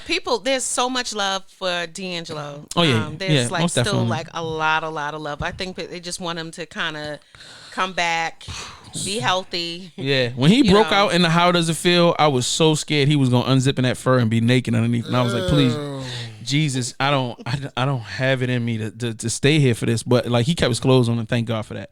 So you know what I mean. And all praises be unto D'Angelo for keeping your clothes on. We appreciate you, us as the vice president of the Organization of Men. We appreciate you keeping your clothes on. And you from now on for the rest of your life. Now, don't get naked in no videos no more, bro. We cool. I think those days are gone for D'Angelo, right? Yeah, let's hope so. That's a good thing. I mean, I thought you would want to come back, but nah, yeah, I'm good. I'm happy if he never ever gets unclothed again. I mean, that was like what? That's back when he had a 12-pack. Yeah, I mean, he set a bad standard for men in general because like there was no way. The video was beautiful. I'm quite sure you enjoyed that video. It was beautiful. Yeah, I'm sure it was. Beautiful. Yeah, it was beautiful. Yeah. That's why no love for fat kids no more. Oh boy. So anyway, I'm gonna skip my JS1 rant. And I'll come back to that next week when she's not here, so I can fully curse and be as upset as I want to be. We're gonna go into 10 questions with Joy. Let me throw some hand claps in here. All right, Joy's in the building. We turned up. You know what I'm saying? Oh man. All right. So, are you ready for your 10 questions? I hope so. Alrighty then. Believe me, this is the easiest thing ever. So what's the difference between a therapist and a psychiatrist? Okay, so a therapist can be also a psychiatrist in the sense that they are doing, and when you say therapist, I'm going to assume you mean a mental health therapist because there's many different types of therapists, as you know. Yes, ma'am. Right. So currently, psychiatrists usually perform med management, meaning that they prescribe medications, because the psychiatrist is also a doctor. Gotcha. And so that's the difference. I think, back in the day, you see those pictures of the psychiatrist with the man on the couch, and that kind of way of thinking. But because nowadays psychiatrists, they charge about $300 an hour. Woo, Lord! Oftentimes, we would not go to a psychiatrist just for therapy. Gotcha. So so that's typically the difference. The psychiatrist is a doctor. They have to go to medical school to do what they do, and they usually prescribe. Got you. All right. Number 2, how do you know if someone's trying to get you into a sex cult? What the? It was a question I had. Like, I want to know because I want to be prepared. So I need to know the slick moves when they try to like induct you into some crazy little cult behind the scenes. Like, how do you know if somebody's trying to put the moves on you and put the little mental game down and turn you into one of them little slave people to be, you know what I mean? You definitely need therapy. I definitely have no idea. Okay, all right, cool. So you never dealt with the sex cult group? I've never dealt with sex cult. All right. How do you know if the therapist is a good fit for you? So like when you meet a therapist, how do you know if that person is a good fit for you? And then also, I guess, well, this will be a whole nother question then. So let's start with there. How do you know if how do you know if the therapist is a good fit for you? So one of the things I would say is, you can go to our website. It's thedynamicwellnesscenter.com. And also we're on Psychology Today. Some of my therapists are on Psychology Today, but we will offer a free consultation. Mm-hmm. You can also, if you know something about therapy and you may say that, that you're dealing with maybe depression or mood disorder or certain specific issues, mm-hmm. then you may want to look for a therapist that specializes in those types of issues. Gotcha. Or you may want to do some research on your own on therapists. You going to send somebody to the internet to try to self-diaggnose? This is not going to happen. No research to diagnose yourself. No research on, say, I'm dealing with, depression, or I'm dealing with career problems, or I'm dealing with the stress of COVID. And you can go on to certain websites like Psychology Today, for an example, mm-hmm. and you may be able to look at a bio of a person, and they may say, this is what I specialize in. And some people are doing video clips. We haven't gotten that far with ours, but you can get some information about the therapist, or you can ask them, do you do, like a 15-minute consultation? I just would like to see if this is a good fit. Got you. Okay. That's great. Thank you. I didn't know any of that stuff existed, and I'm learning something new right now. All right. So the next question is, well, you actually answered that question too. It's like, how do you choose? So you already told me. Is therapy the first gate into the Illuminati? So like, you know what I mean? Once I get a therapist, is this going to be the brainwashing with the tea and the like, you know what I'm saying? And a little watch or whatever to hypnotize me, and now I'm going to be doing the devil's bidding? I mean, because this is a serious question, because there are a lot of people that feel like therapy is like the mystical arts of the dangerous kind of like control you stuff. Well, one of the things that I would say in our practice, and I think most often nowadays therapists do, which is what is called like person-centered mm-hmm. Care and working with the client based on what you are saying that you want and what you're saying your goals are. We are going to form a therapeutic alliance around that. I like that. The therapeutic alliance. Yeah. So I'm can only be a part of the Illuminati if that's what my goal is. So if my goal is to join, so then y'all create a therapeutic alliance. We're not doing self-hypnosis, even though there are therapists that do self-hypnosis. That's a real thing? It's a real thing. I thought that was a lot, but that was just something they talk about in the movies to help a plot move forward. No, actually there are, matter of fact, one of the partners that I have, she's not a therapist, but she is a fitness coach. Mm-hmm. And that's something else that I would say that we are looking to offer and network with more individuals that provide alternative medicine as mm-hmm, well. Mm-hmm. So I do partner with a woman who has her own wellness center. She does nutritional cooking. She even teaches you how to, prepare healthy meals, and also, just dealing with coaching in terms of fitness and getting people to whatever their fitness level is, because understanding that if you put good things in and through healthy lifestyle, that does impact your mood as well. Got you. So she did some work with a person that was trained in hypnosis, and he did a talk with her with some things that she was doing. So anyway, basically, yeah, there's a lot out here nowadays, and so That's deep. Yeah, That's deep. So they gonna hypnotize you so you'll go to the gym and work out. Yeah, they hypnotize you to go to the gym and work out, or maybe That's help lit. you to understand. I mean, I've even my mom even told me, and this is a side, years ago, their dentist that instead of giving you Novocaine to do extractions, they hypnotize you. Really? No, I wouldn't do that. Nah, Yeah. I ain't with none of that. Yeah, I ain't with none of that. and it's not for everybody. Yeah. Don't hypnotize me. It's not for I'm cool. everybody. I'm cool. Like, Yeah. I actually have a friend of mine. Her mom went to a hypnosis for, to stop smoking cigarettes. To stop smoking, Yeah. stuff like that. And I thought I think it's pretty cool that that is even an option. Yeah, I mean, hypnosis is definitely a real profession. Okay. All right. I learned something new. Once again, this is deep. All right. How do you know if you need therapy?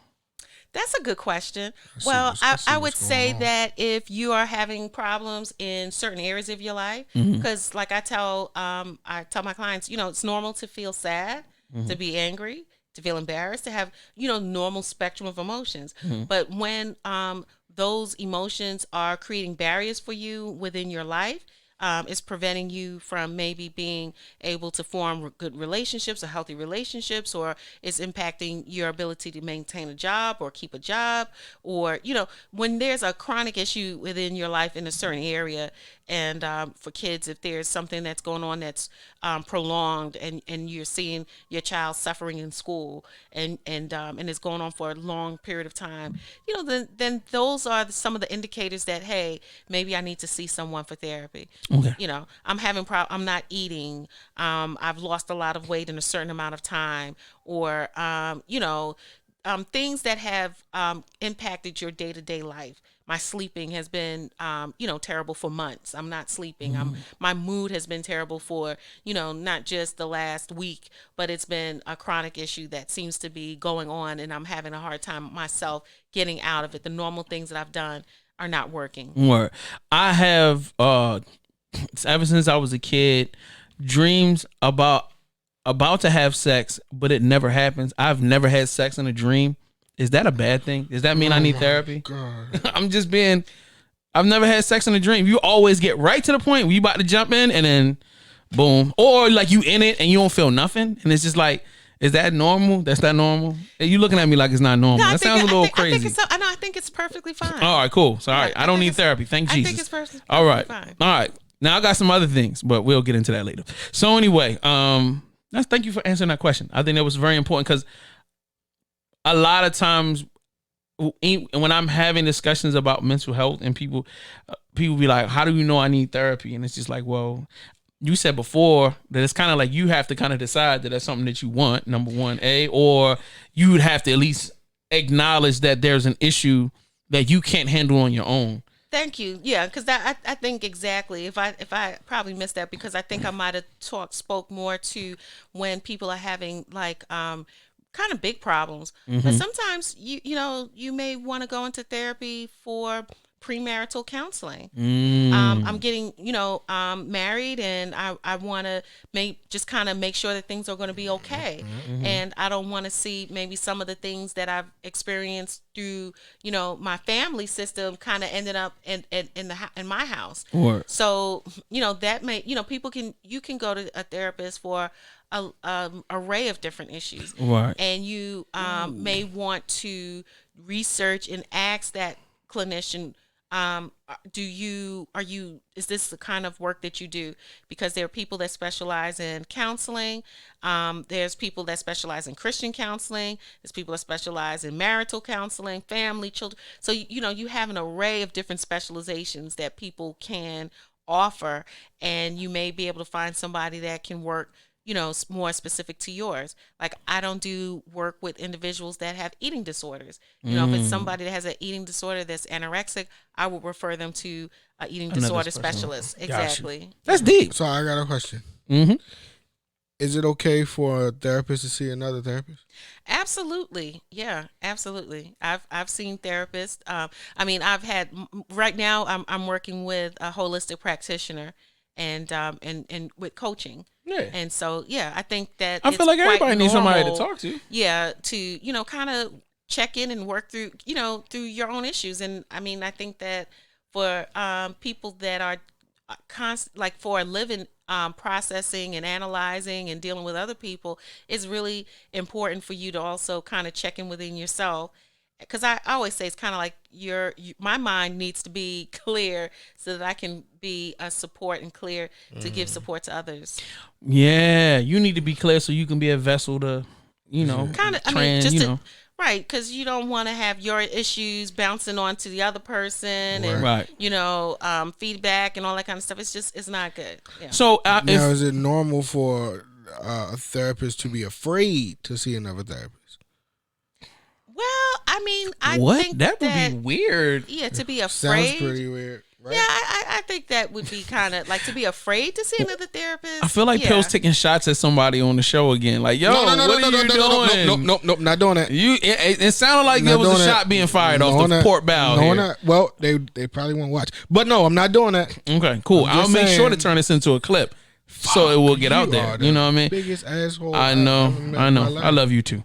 So I'm sorry. Can you want to finish? Maybe against that? I'm sorry. I just heard that and I was like, oh no, I think I was done. Cool. Yeah, cool. I'm good. I have a really, really good question. So what are your best recommendations on how, if as me, like say for instance, if I'm going to see a therapist, what are your recommendations on how to approach your first sessions with your therapist as a beginner, like as a beginning person going to therapy? I don't think you have to prepare. I think that if you're maybe you want to, it depends what you're going to the therapist for. Okay. So if you're going to the therapist and you have a specific issue, I would prepare by just prior to going to the session, be clear about maybe what insurance the person takes. They takes your insurance. Get an understanding about the rules of their therapy and what they specialize in. To make sure that you may feel comfortable with that person. How many maybe years may be important to you. How long they've been in practice. Right. So should I slip them a 20 at the end? Because they'll give me some premium therapy, or should I bring them a cake or a pie? Will that ensure that they're going to treat me differently? No, maybe give me a little bit of extra in sauce. In our work, we don't accept gifts from our clients. Maybe a new car. You don't have you definitely don't accept any gifts at all. Right. That is definitely an ethical boundary. You don't hang out with your therapist. Form relationships with your therapist. It's a very professional relationship. All right. So, all right. Do I eat before I go to the therapist, or should I wait until after I see the therapist to eat? Like, I think it's safe to eat either before or after. I think you'll be just fine. You'll be hungry. Should I come with a list of questions? Like, say for instance, because like I'm saying, like, all right, say for instance, if I'm like, all right, I know I can't sleep or whatever, so should I have like a list of questions coming in to kind of help start the conversation? No, you're not worried about a conversation. So I thought that was the whole point. Well, I'm supposed to go and I tell them, and then they tell me what's wrong. It's a good question. Yeah. So I think you're approaching this maybe as you do your work. And right. So you don't have to prepare. You're going there to think of it as, I'm trying to deal with some deep things within myself. I'm trying to figure out, why I want a thrumpet. Okay, thruple. A truple. I want a truple. Like, or like why, I'm single and, okay, so you're coming in with that. So I should have questions about those things when I come in the door, right? But no, so you're coming in to get a resolve for within your life. And they are trying to give you ask certain probing questions to help you to reflect on yourself. So maybe you'll gain some insight. Got you. And then you'll have a moment. A realization. I thought I was supposed to come in with my questions and then you just answer them. Okay, that makes sense. That's different. This is to gain insight within yourself. A new thought about Jamal. So wouldn't it call you Jamal? Yes, ma'am. I forgot I'm on my show. Yeah, I guess you. Yeah, you can call me Jamal. I don't care. All right, so like, I feel like if I pull together all of the bad stuff in the beginning and just give it all to you, you can organize it a lot better and then turn it into whatever needs to be turned into. But the thing The is solution. about, is it like a concrete solution, or is it about an insight that will give you the motivation to make certain changes?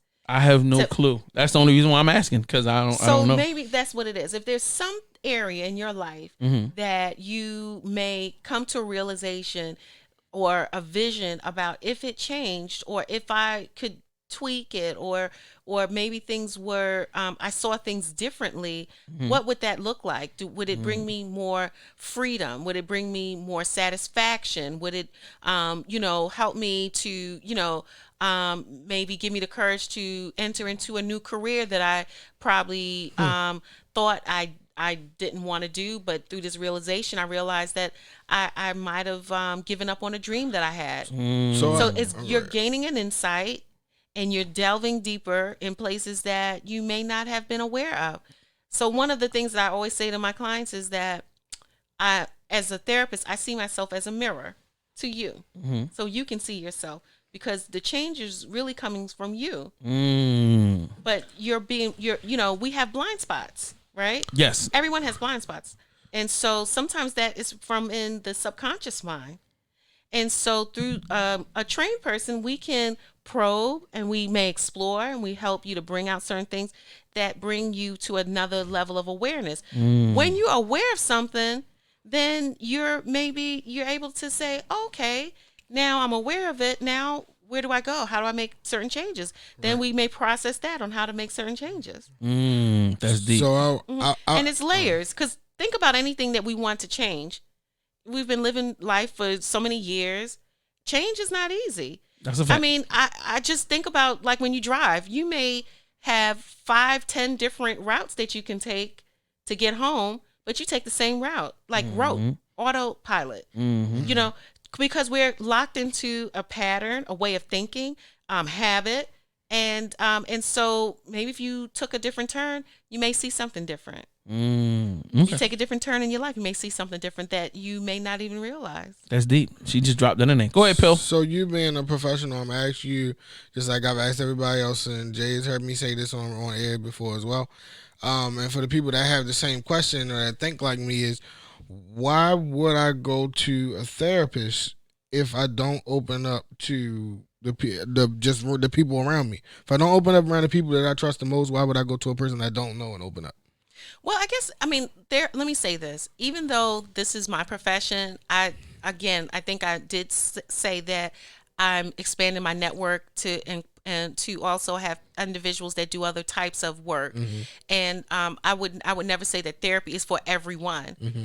So I think there has to be, one motivation. It's challenging to work with individuals that are court ordered for therapy, or people that are told this is what you have to do. Because again, if it's person centered, and if you're coming in with the resistance of, I don't want to talk to you. Gotcha. Then I'm like, okay, I was like, I think that it works if there's a motivation within that individual to use this as a tool. I got you. Yeah. So if you were court ordered, it would be really doing some motivational interviewing to perhaps go around some of that resistance that may be there. But it's really, when I talk about a therapeutic alliance, it's you're coming to the table, the therapist is coming to the table, and we're coming together.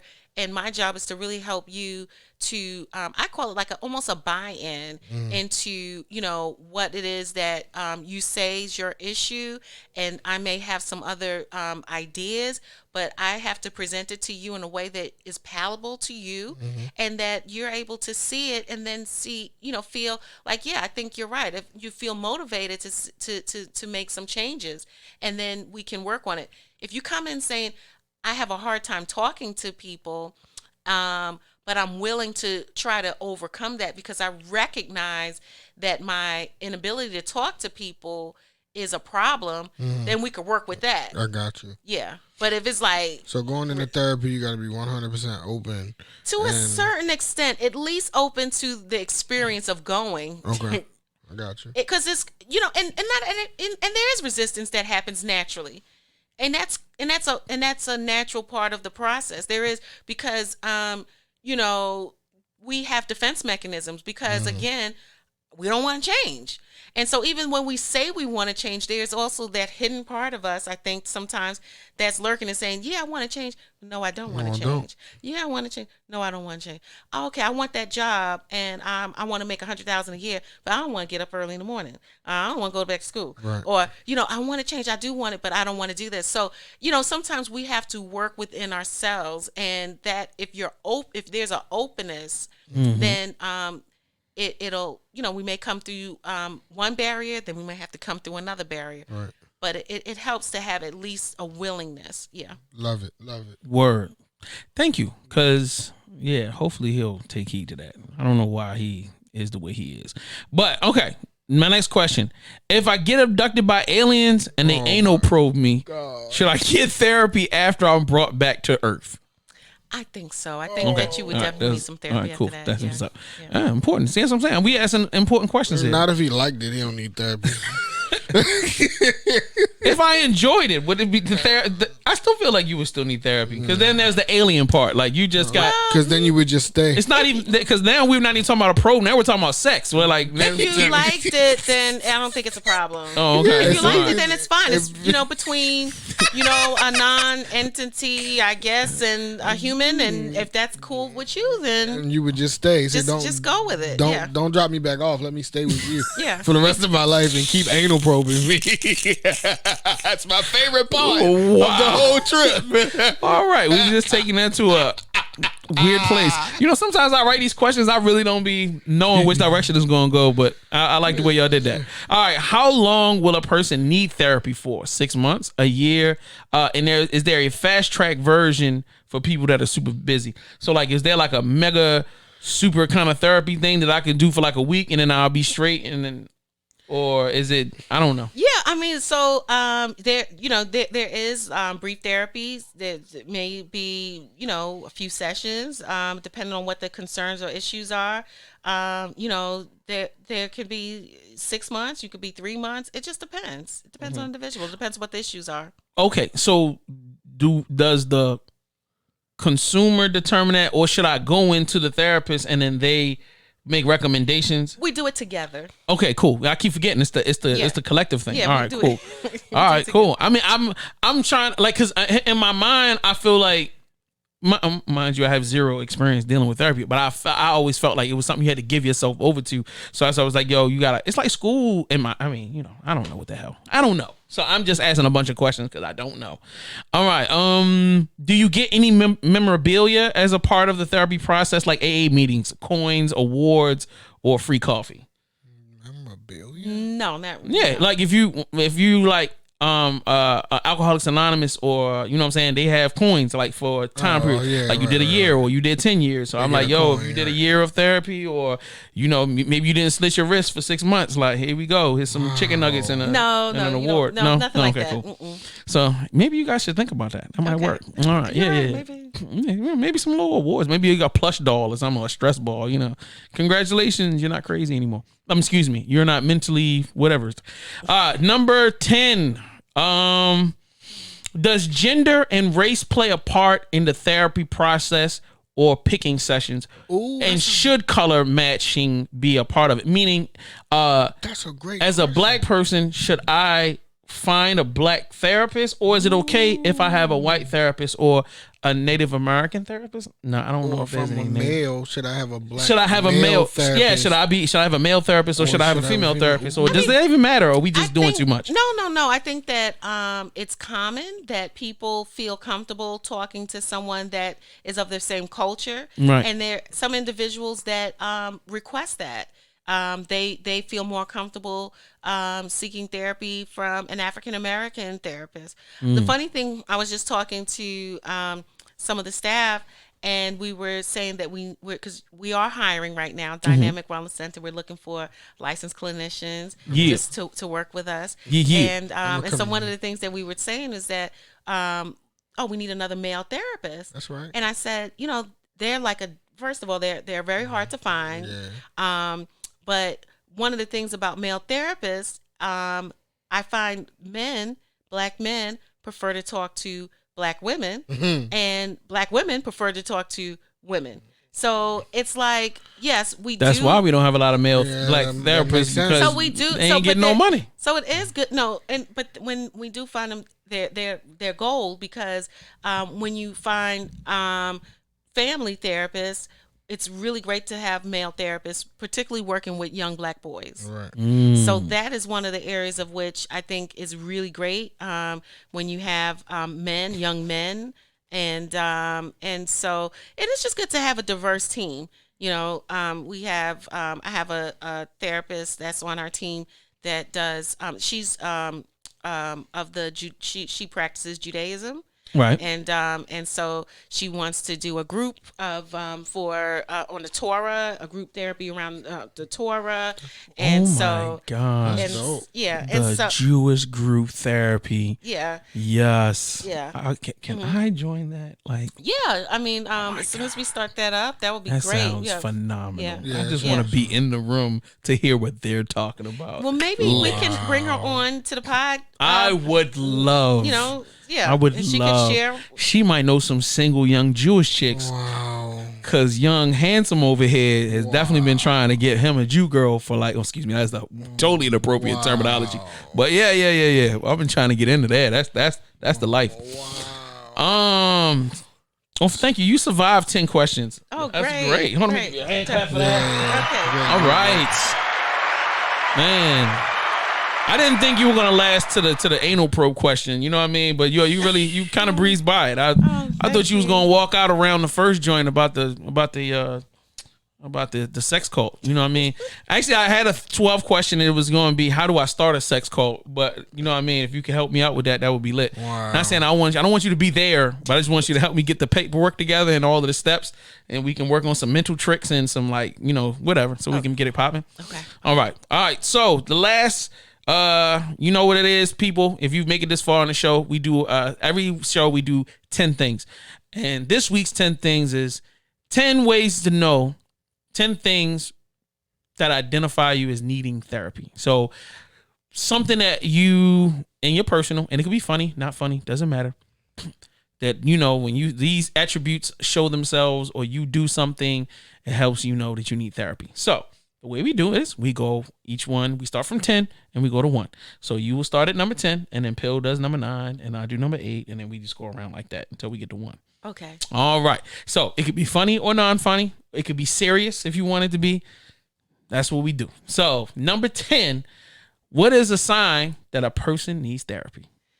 Okay. A sign that a person needs therapy would be a person that cannot get up in the morning without hitting the crack pipe. You need more than therapy. All right, yeah, definitely. All right, won't hit you. That was crazy, but that was totally left field. I didn't see that coming. I didn't know crack was going to be a part of this conversation, but I'm glad we got there, because that's real. That's a real conversation. We live in Baltimore. Number 9, Pill. What's something that you recognize that is like, man, this person needs therapy? I was going to ask if I still need to be on my best behavior, but you have been off the rails tonight. I have not been off the rails tonight. I'm going to go off the rails as well. All right, you go ahead. I'm going to say, if you're not eating ass, you need to go seek therapy. You need to go seek therapy right there. That's right. Hand claps. For real? Hand claps. Is that a thing? Eating ass? I mean, but getting therapy because you don't? Because toss salad? Because if you're not doing are you like lobbying for your girl to? Whoa, buddy. Oh wait, you don't want it done to you. You want to do it to somebody else. Oh my God, just go there. All right, my bad. I'm trying to be supportive, yo. That's okay. You don't like me trying to be supportive of you? Yeah, I feel like you're doing too much. All right, here's mine. Number 8 way to know this person needs therapy. If you have to have intercourse with hardcore rap music on, like, you know what I'm saying? Like, if I gotta listen to Getty Green, that's right. You know what I'm saying, Project Pat while I'm having intercourse, that's right. Yo, you definitely need therapy. Don't save her. Yeah, she don't want to be saved. Just imagine that, and then I'm supposed to make love to you. I'm supposed to make sweet love to you.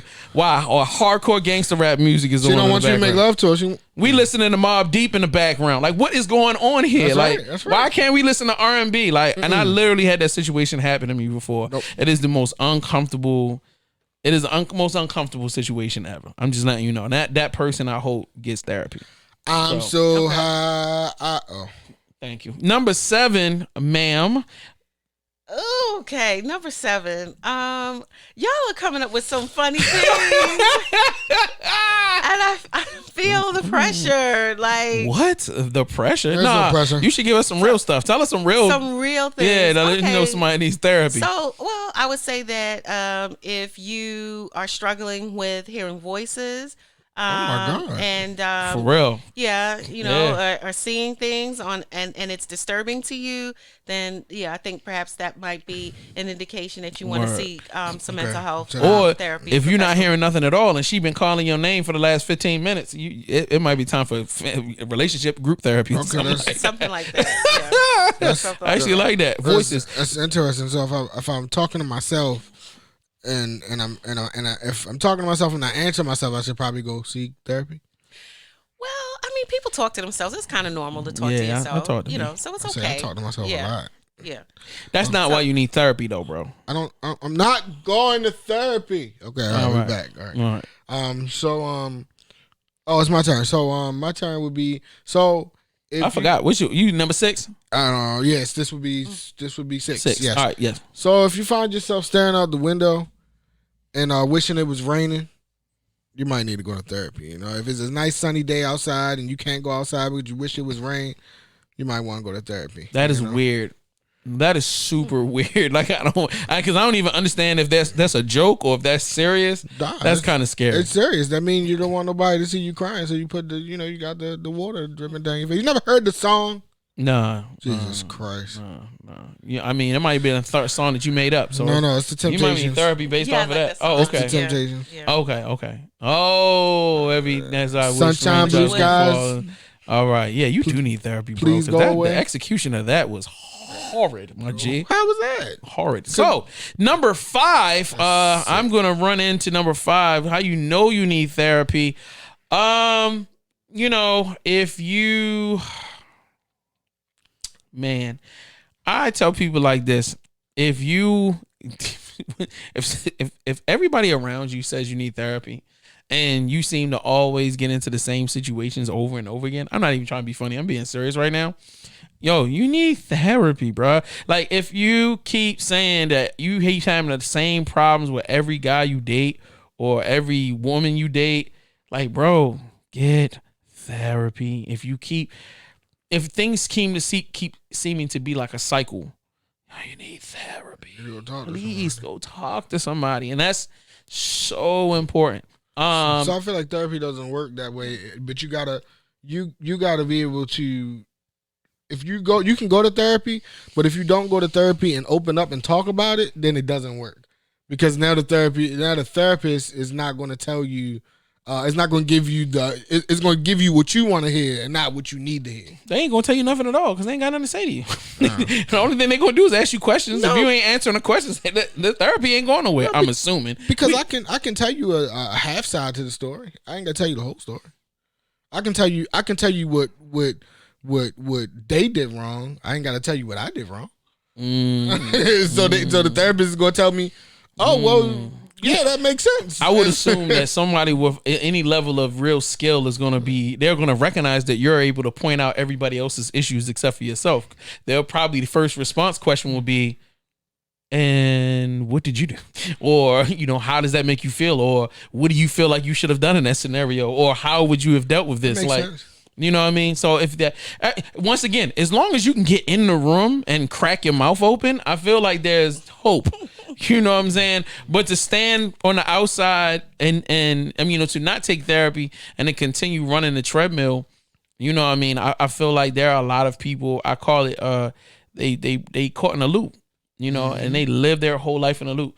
Like, oh, can I take yours real quick? Yeah, I'll bring you into number 3. Number 4, yo, if all you talk about in your life is what happened 20 years ago, every day, when you was the one to be the football person or used to rap, or that's the only highlight reel you have from your life, bro. Get therapy? You need therapy. Oh, okay. Because 20 years has passed, and I'm quite sure some pretty interesting things could have happened, should have happened, and if it ain't happened, bro, you need to find something else to be proud of. Like, except for you caught the last pass and hit the last touchdown senior year on the football team, and now every time I see you, literally, I've got to hear that story Yeah. or the one moment. It's like, bro, you need to recognize that your life encompasses more than just that one highlight reel that you're stuck in. Yeah. You know what I'm saying? Like, number 3. Go ahead. Yeah, and I want to say a couple of things that you said that sparked my mind, like being the constant in every situation. So if you're the constant and you are having difficulty with your family relationships, you having difficulties with people you work with, you're having difficulties with forming and maintaining good intimate relationships, you're the constant in all these situations and you're mad about them, or there's some great emotional response. It's important to probably look within yourself and maybe working it out with a therapist can offer that. And another little thing, not taking away number 2, but I just wanted to say that there's so much stigma that still exists around seeking therapy.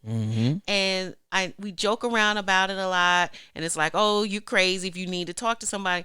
But again, this has no longer been the case. I think that most of society now is looking at therapists, especially since what we've gone through has been an unprecedented time in history, where you find, we've been on lockdown. We've experienced a lot of, just bubbling up to the surface, because these things we know as Black people have existed in America, the tensions of, race relations, a lot of anger, a lot of things that's going on. People have lost their jobs, their economic security, a lot of things that's been going on.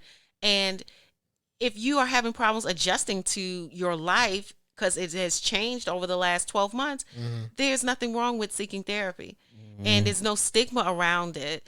And I think that we need to, kind of move away from some of those stigma ideas that if you see somebody for help, then that means that you need, like you need to be put in a straitjacket and you're going to be sitting here, blah, blah, blah, like that. I mean, no, it's not like that. That sounds lit. Yeah, we all are going through things, and talking about it and not keeping it bottled up can actually save you. And it's a really holistic approach at taking care of your health, because your health is not just what you put into your body, and it's not just your hygiene. Your health is as a whole person. It deals with your spiritual health, your emotional health, your all of that is connected. So think of it like I'm doing something for myself. And if I heard a lot of people saying you need to see a therapist, then, and if there's a fear, then what is the fear? Maybe you try it out, and that's it. That's dope. Let's see what's going on in this room. Number 2, Pill. Let's see what's going on in this room. Number 2, Pill. So number 2 would be reasons you should go see a therapist. If you go see a sexual therapist, bro. If there is if you have too much sex, it could be too much sex. So if you think you want to have sex every second on the second, you might want to go see a therapist, Joe. You know what I mean? That's right. Oh yeah, I know you wouldn't agree with that. If you have an unquenchable sexual appetite, that pushes you to be okay. Got you. That makes sense. Actually, it's not bad. Actually, that's right.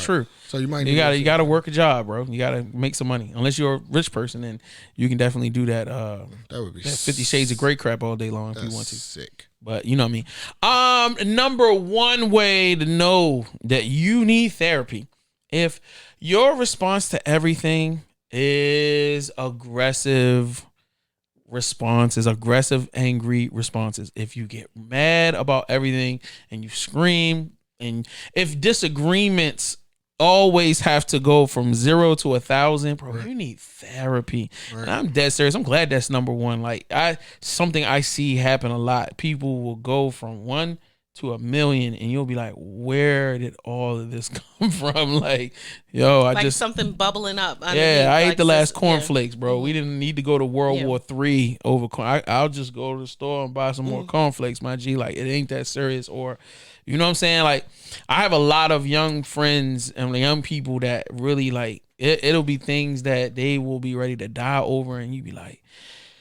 it's really not that serious. You know what I'm saying? Like, you really need to find it's bottled up. It's like some bottled up energy that probably hasn't been addressed. And if it could have probably been addressed, at another time when it happened, then it wouldn't be stuffed down. Because there's energy that has to come out somewhere. Or it could have been their trigger or something like that. Mm-hmm. Right. Yeah. Right. And they need to figure out a way to de-trigger themselves. Okay. So, all right. That's the 10 right there, ladies and gentlemen. Make sure, if you haven't done so, you know what I mean, subscribe to the channel. Make sure. Do you have a social media? You don't have no Instagram. I don't like have that. you're not for my just business. Go to her website. Tell them the website. Oh, the website is www.thedynamicwellnesscenter.com. Okay. Boom. And it is under construction, but we're gonna work on that. Yeah, we're working on it. We're gonna work on that. So, Pill, give me your socials. I don't want to. But you can y'all can find me at on Instagram, who is_DJ Pill. And if you know me personally, you follow me on Facebook. Other than that, y'all good. That's right. Okay. So, don't forget to follow me at JS1THASUPPLIER on all platforms. It's the same.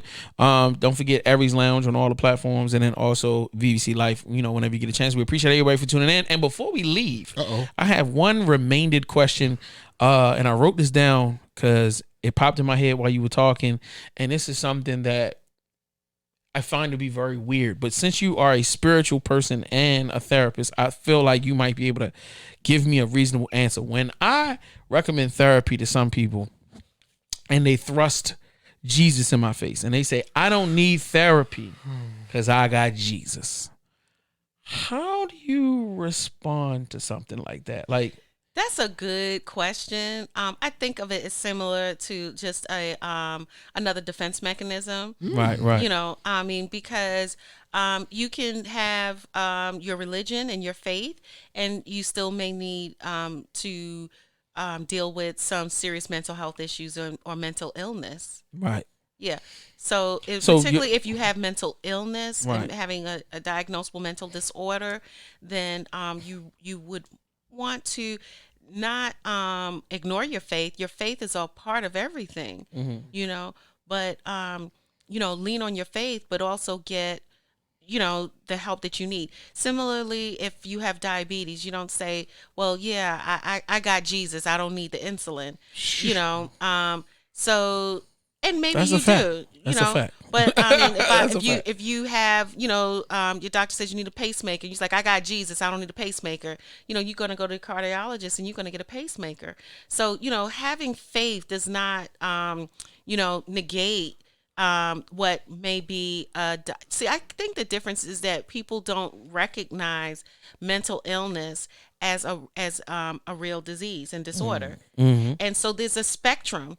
Mental illness may not be going to a therapist for a premarital counseling, but if I have an eating disorder and I'm 80 pounds and I think that I'm, overweight, that is a serious medical disorder, and that requires serious medical intervention.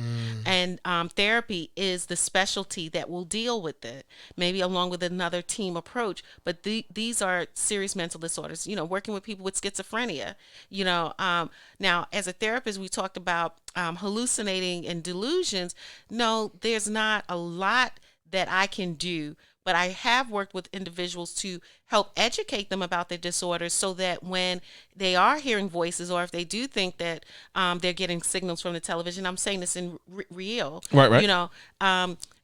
When it first happens, it may be very distressing. But when you understand this is a part of my illness, and then you also combine that approach with therapy and with med management and certain medication, then you can live a normal life. There are many people that have bipolar, schizophrenia, and they go to work, they have families, they live productive lives, and so it doesn't take away from you as an individual. So there's a spectrum, and there's different types of therapists. I have some clinicians that are clinically trained and licensed, but they also do coaching. They specialize in doing coaching to support people with life problems, and so there's a spectrum. Word. And so we're living in 21st century. Agreed. And, you know, there's just like you can go on Google and find, you know, anything from, you know, how to, you know, boil an egg to, you know, how to, you know, start a sex cult. You can find anything on to solve your problems, to, you know, acupuncture, to therapy, to, you know, whatever it is. Gotcha. So why stay stuck? Find an answer. It's out there. Just be open. Yes. Got it. Thank you. Yeah. So those at home, or the people that I have talked to, I'm making a clip out of this. Like, Jesus in this particular instance is not the only answer. Jesus Christ. Jesus is an accompaniment to other things that you have to take action with. Yeah. Yeah. Like every part of Christianity, you can't be in it and just wait for stuff to happen. Faith without works. Jesus. Yeah. That's the only part they keep skipping in the Bible. They just skip right to Jesus gonna work it out. Let me sit here and die until he come and feed me, clothe me, and give me a way to live. So anyway, let's not get into that today. I'm sorry. I apologize. Can I leave my phone number to the office please, number? Yeah, and so then also, if not the website, you can also call our office. Our office number is 443-499-3529. Again, 443-499-3529. And our office is located at 4200 Edmondson Avenue, Suite 202. And that's in Edmondson Village. And we're open Monday through Friday, although we do our sessions through telehealth. That means that it's kind of through video and that based on COVID right now. But we will look to opening up pretty soon for clients, and just call us up. Why are you making noises, Pill? Like you can stay at home in bed and get therapy. Nah, I'd rather go sit in front of somebody. Oh my God, he wants to lay on that couch so bad. I'll tell you, boy. No, it ain't got nothing to do with the couch. I feel like it's just more personable than through an electronic device. All right. So, ladies and gentlemen, thank you, Joy, so much for coming and hanging out with me. It's so fun. Much. This was wonderful. You're going to have to come back. Yeah, sure. Because we got to work on the sex cult thing, and I got to get it up and running. Oh, my God. So that's it, you guys. Have a great night. All right. So, make sure if you haven't done so, please, like, if you've watched this all the way through and you feel like you need somebody to talk to, she is a phenomenal person. I've known her for quite some time. You know what I'm saying? And I didn't even know she was as deep as she was out here in the street. She got a whole gang, therapist gang out here. You know what I'm saying? Jesus. So, go. Join the gang, get your mind clear, be healthier. I've always been a huge proponent of that, and I'm so happy that I could bring her to the table and bring it to the family. So, you know what I'm saying, Pill? Time to get you signed up, baby. For what? Yo, we'll check y'all next week, yo. Peace.